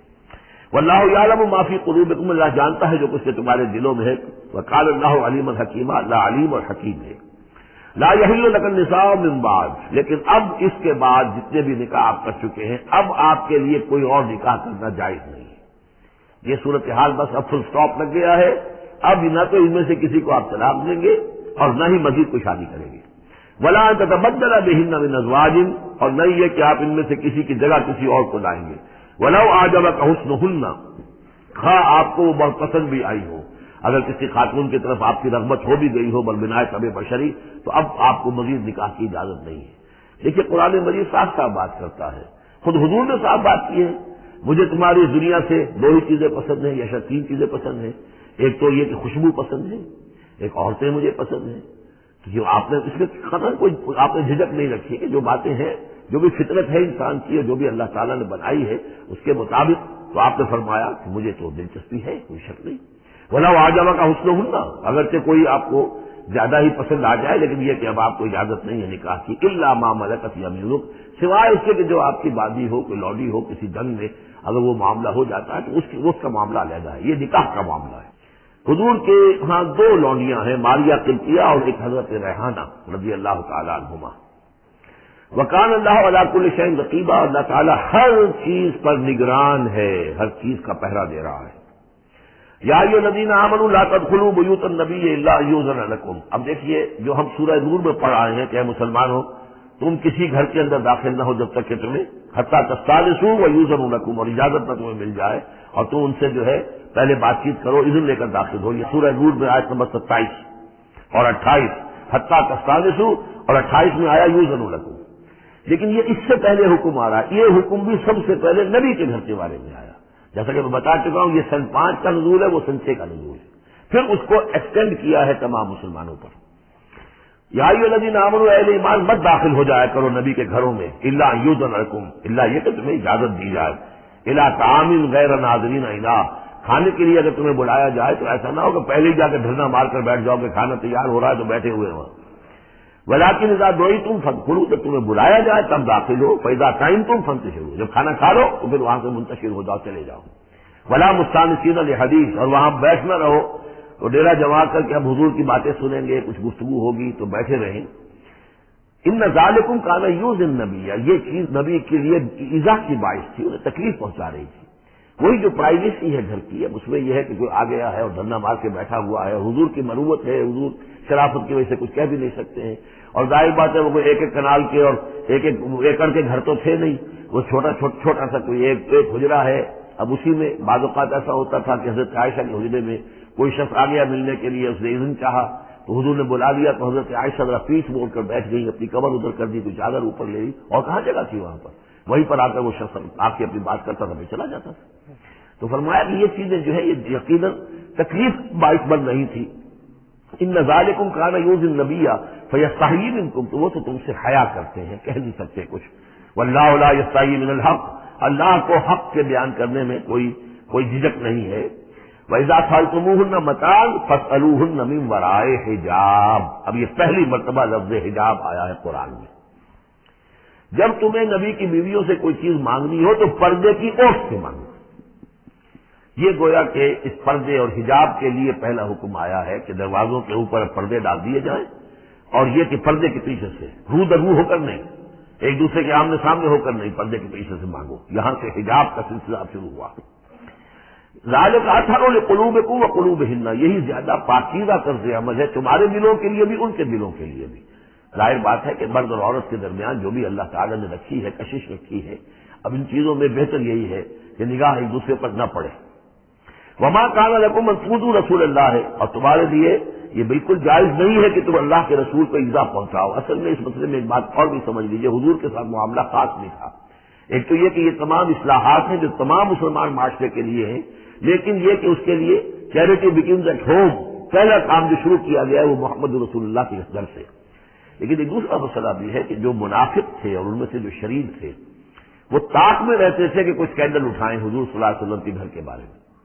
اب ظاہر بات ہے کہ حضور کے یہاں اتنی ازواج مطہرات تھیں، جب بعض میں آپ سوچئے کہ کسی کے دل میں یہ بھی آ سکتا ہے، جیسے فرض کیجیے کرنے کہہ رہا ہوں، حضرت عائشہ جوانی تھی جب کہ حضور کا انتقال ہوا، تو کسی طرف سے ایسی بات بھی آ سکتی تھی کہ ٹھیک ہے آپ ابھی اس وقت تو حضور کے گھر میں آپ آباد ہیں، لیکن یہ ہے کہ بہرحال اب حضور کو کا انتقال ہونا ہے، پھر میں آپ سے شادی کر لوں گا، کوئی ایسا پیغام دے کر، تاکہ یہ کہ نقب لگانے کا ایک موقع مل جائے، گھر کے اندر محمد کے گھر میں نقب لگائے۔ اس اعتبار سے خاص طور پر ضرورت تھی کہ اس معاملے میں حضور کے گھر والوں کا معاملہ جو ہے اس کے اندر وہ احتیاطی اقدامات کیے جائیں۔ ما کان لکم ان تؤذوا رسول اللہ، تمہاری روا نہیں ہے کہ اللہ کے رسول کو تم ایذا پہنچاؤ۔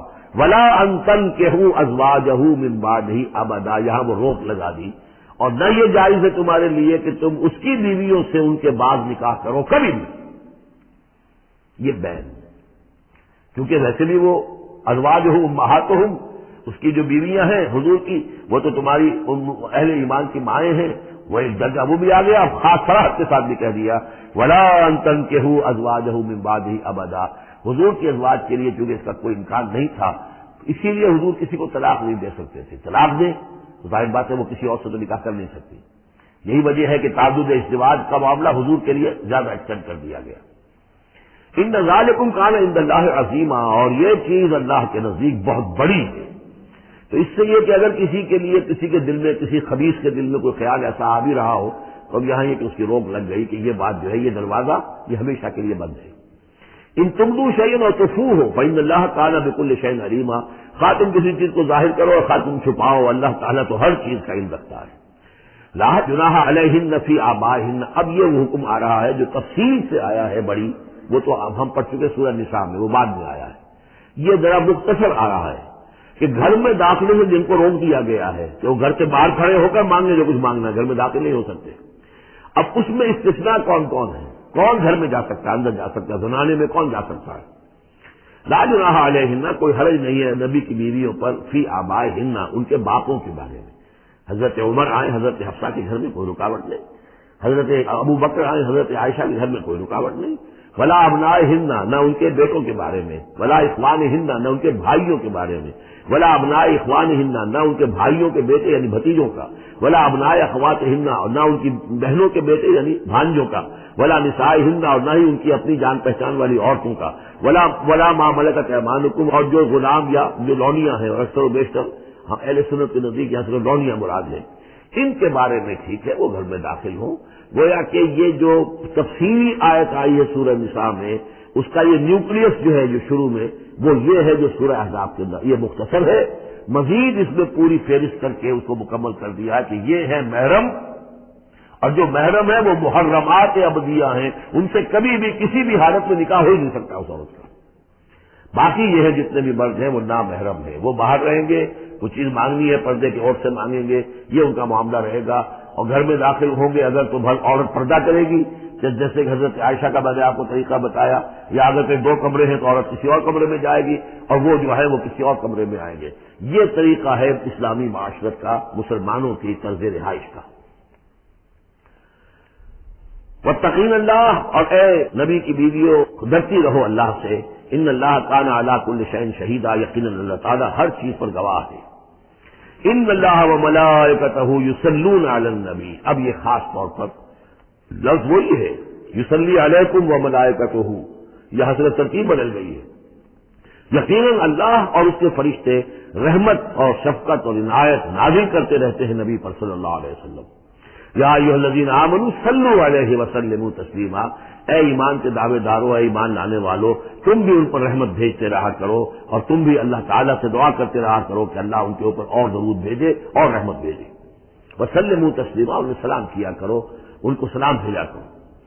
ان الذین یؤذون اللہ ورسولہ، یقیناً وہ لوگ جو ایذا پہنچاتے ہیں اللہ کو اور اس کے رسول کو، لعنہم اللہ فی الدنیا. اب یہ منافقین کا تذکرہ ہو رہا ہے اس سورہ مبارکہ میں، جیسا کہ مدنی صورتوں میں اکثر و بیشتر ہے.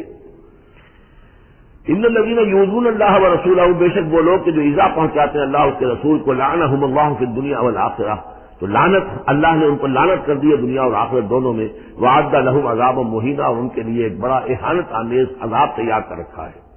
والذین یؤذون المؤمنین والمؤمنات بغیر ما اکتسبوا، اور وہ لوگ کہ جو ایذا پہنچاتے ہیں مسلمان مردوں کو اور مسلمان عورتوں کو بغیر اس کے کہ انہوں نے کوئی گناہ کا ارتکاب کیا ہو، یعنی الزام لگاتے ہیں، اسکینڈلز ہیں، خامخواہ کی تہمتیں ہیں اور قذف ہو رہا ہے. فقد احتملوا بہتانا و اسما مبینا، تو انہوں نے تو اپنے اوپر جھوٹ کا اور بہت بڑے گناہ کا بوجھ لے لیا ہے. ابھی یہاں پر قذف کی سزا نہیں آئی، قذف کا حکم جو ہے اس کی حد وہ پھر سورہ نور میں آ چکی ہے، وہ ہم پڑھ چکے ہیں. 80 درے لگائے جائیں، 80 کوڑے.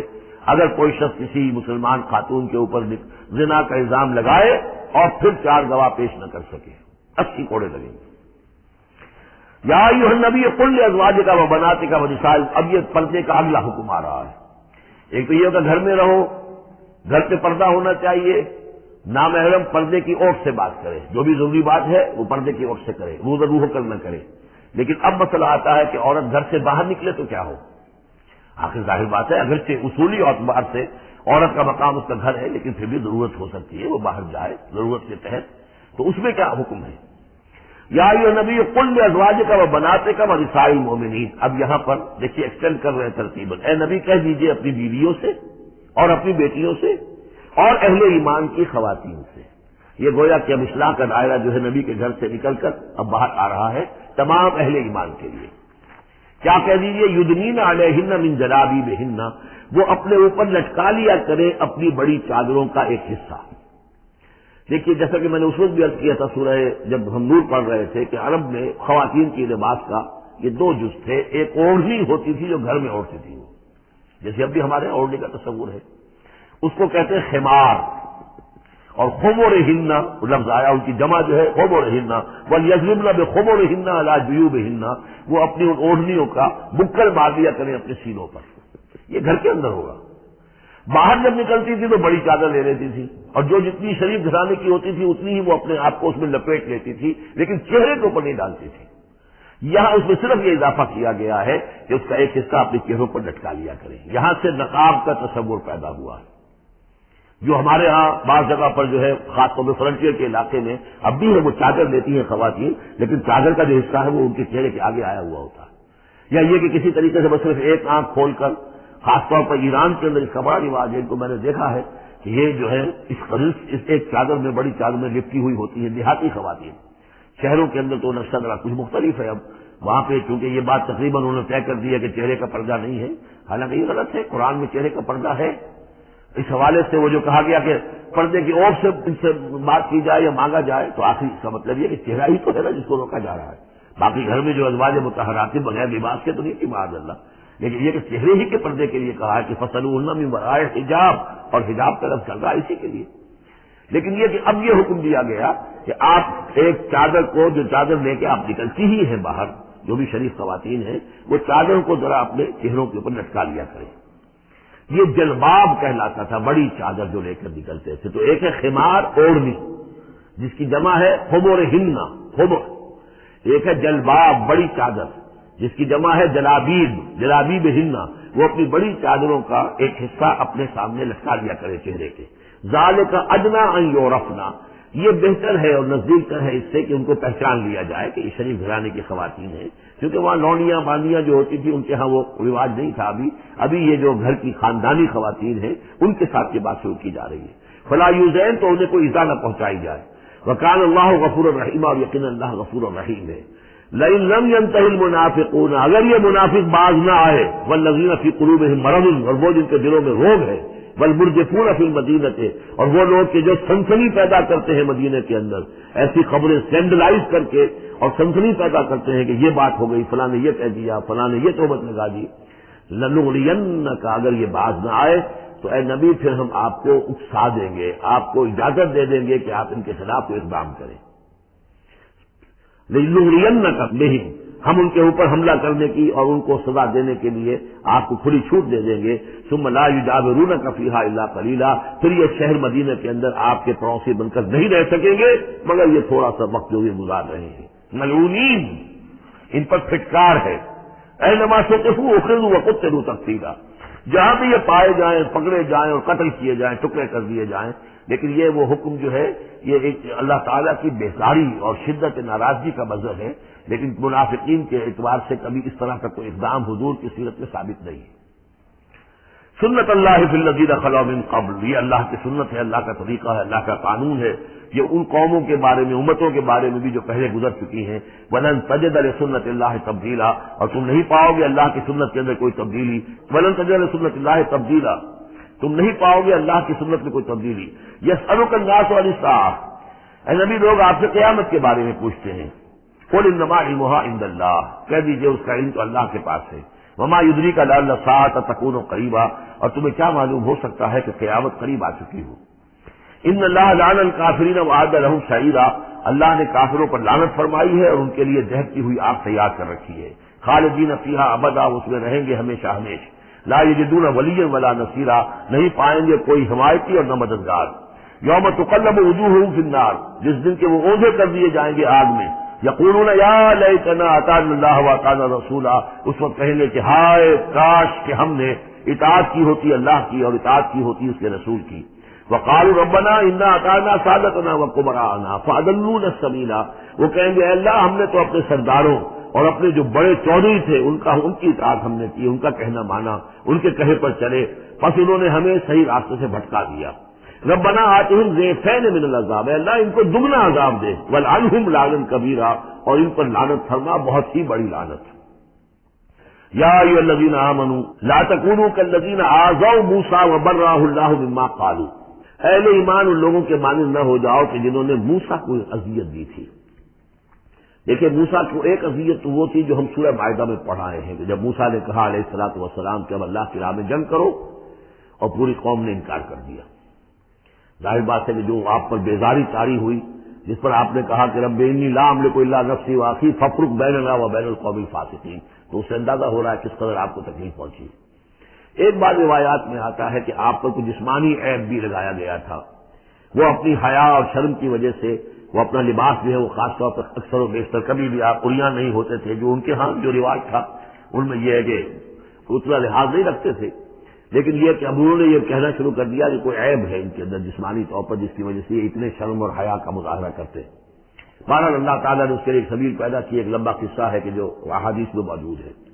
تو فرمایا تو اب یہ ہے ذاتی قسم کی ایذا، اور میں سمجھتا ہوں کہ وہ حدیث کے اندر جو واقع ہے وہ صحیح ہے، اس لیے کہ یہاں بھی ذاتی قسم کی ایذا ہے جس کا تذکرہ ہو رہا ہے کہ حضور کو حضور کے ازواج مطہرات کے حوالے سے کوئی اس طرح کا اسکینڈل اٹھا کر جو ہے تو تکلیف، جیسے کہ سورہ نور میں ہم پڑھ رہے ہیں کہ کس قدر دن آپ پر سخت گزرے ہیں وہ، جبکہ حضرت عائشہ پر جو ہے وہ تہمت لگائی گئی تھی۔ تو یا ایھا الذین آمنوا لا تکونوا کالذین آذوا موسیٰ، ان لوگوں کے معنی نہ بن جاؤ جنہوں نے موسیٰ کو اذیت دی تھی، فبرأہ اللہ مما قالوا، تو اللہ تعالیٰ نے انہیں بری ثابت کر دیا کہ ان میں وہ عیب نہیں ہے جو انہوں نے ان پر لگایا تھا۔ وکان عند اللہ وجیہا، اور وہ تو اللہ کے نزدیک بہت وجیح انسان تھے، صاحب حیثیت، صاحب وجاہت۔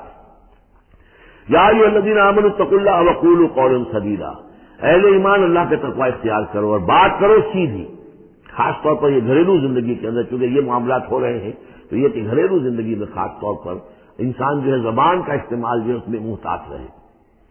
یصلح لکم اعمالکم، اللہ تعالیٰ تمہارے سارے اعمال درست کر دے گا، ویغفر لکم ذنوبکم، اور اگر کبھی کسی نسیان یا کسی اور جذبات کے رو میں کوئی غلطی ہو جائے گی تو اللہ تعالیٰ تمہاری خطائیں بخش بھی دے گا۔ ومن یطع اللہ ورسولہ فقد فاز فوزا عظیما، اور جو کوئی بھی اللہ اور اس کے رسول کی اطاعت پر کاربند ہو گیا اس نے تو بہت بڑی کامیابی حاصل کر لی۔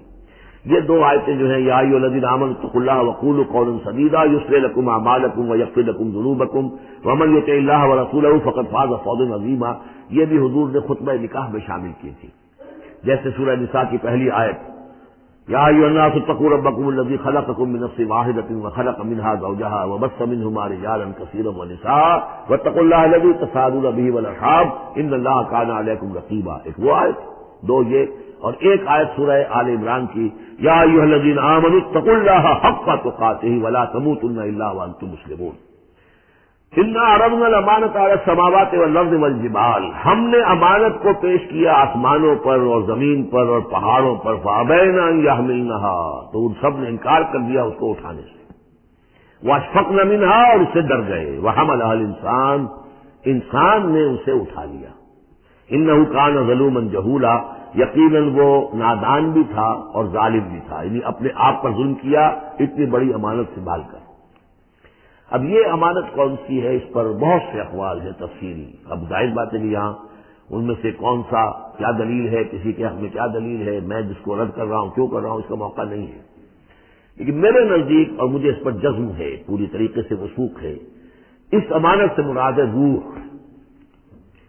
یہ عالم امر کی شے ہے، اور لا کر عالم خلق، یہ ہمارا وجود حیوانی جو ہے یہ عالم خلق کی شے ہے، عالم امر کی شے کو بطور امانت عالم خلق کے اس وجود کے اندر امانت کے طور پر رکھا گیا ہے، یہ اللہ کی امانت ہے، وَنَفَخْتُ فِيهِ مِن رُوحِي، اپنی روح میں سے پھونک دے تمہارے اندر، یہ ہے امانت، بہت عظیم امانت ہے۔ عالم امر میں آپ کو بتا چکا ہوں صرف فرشتے اور ارواح انسانیہ، یہ عالم امر کی چیز ہے، انہی کی جو کمیونیکیشن ہے وہی اس کو بھی امر کہا گیا ہے، عالم امر کی شے ہے۔ باقی جتنے بھی ہیں یہ جنات ہوں یا جو بھی حیوانات ہیں، ہمارا بھی جو جسد حیوانی ہے وہ جو ہے عالم خلق کی شے ہے، اور یہی شے ہے اصل میں وہی جس کی بنا پر کہ انسان مسجود ملائک بنا ہے، یہ جو روح ہے اسی کی بنا پر مسجود ملائک ہے، اسی کے بنا پر خلافت ملی ہے، اسی کے بنا پر وحی کا یہ محبت بنا ہے کہ وحی اس کو آ سکتی ہے، جنات کے ہاں وحی نہیں ہے، ان میں روح نہیں ہے، وحی نہیں ہے، کوئی نبی جنات میں نہیں بھیجا گیا، بلکہ انسانوں ہی میں جو نبی آئے انہی کی پیروی جو ہے وہ جنات بھی کرتے رہے، اور یہ جو روح کے بھوکے جانے سے پہلے یہ کیفیت تھی وہ تھا ظلوم اور جہول، یہ میں سمجھتا ہوں کہ انسان کا جو حیوانی وجود ہے جو میں نے کئی مرتبہ سے پہلے بیان کیا اس میں تو کمزوری ہے، خلق الانسان من عجل، خلق الانسان ضعیفا، انسان جو ہے وہ تو اس کی فطرت، اس کی خلقت کے اندر عجلت پسندی بھی ہے، انسان کمزور پیدا کیا گیا ہے، یہاں ظلم اور جہود کہا جا رہا ہے۔ اگر تو صرف حیوان انسان ہوتا اور اس میں روح خدا بندی نہ پھونکی گئی ہوتی تو ظلم اور جہود تھا، لیکن روح خدا بندی پھونکے جانے کے بعد اب صورت وہ نہیں ہے، اسی لیے فرمایا گیا والتین والزیتون وطور سینین وہذا البلد الامین لقد خلقنا الانسان فی احسن تقویم ثم رددناہ اسفل سافلین۔ ہم نے پیدا کیا انسان کو تو سب سے پہلے پیدا کیا تھا ارواح کی شکل میں، وہ احسن تقویم بلند ترین رتبے کی شے، لیکن پھر اسے لوٹا دیا ہے نچلوں میں سب سے نیچے، یعنی جنات سے بھی نیچے چلا گیا انسان۔ کیوں چلا گیا؟ کہ اس کا یہ جسد حیوانی جو ہے ان سے کمتر ہے، اس میں یہ ڈال دی گئی روح۔ تو یہ ہے وہ امانت میرے نزدیک، واللہ اعلم۔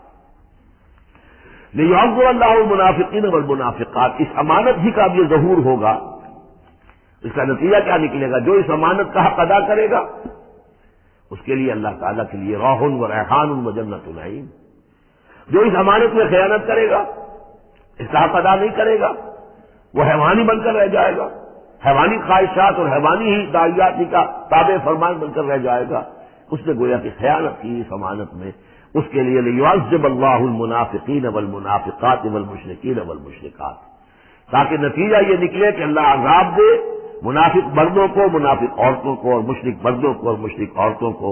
وَيَتُوبَ اللَّهُ عَلَى الْمُؤْمِنِينَ وَالْمُؤْمِنَاتِ، اور اللہ تعالیٰ عنایت فرمائے اور معاف کرے اور توبہ قبول کرے اور توبہ کی توفیق دے اہل ایمان مردوں کو بھی، اہل ایمان عورتوں کو بھی۔ وَكَانَ اللَّهُ غَفُورًا رَحِيمًا، یقیناً اللہ تعالیٰ غفور اور رحیم ہے۔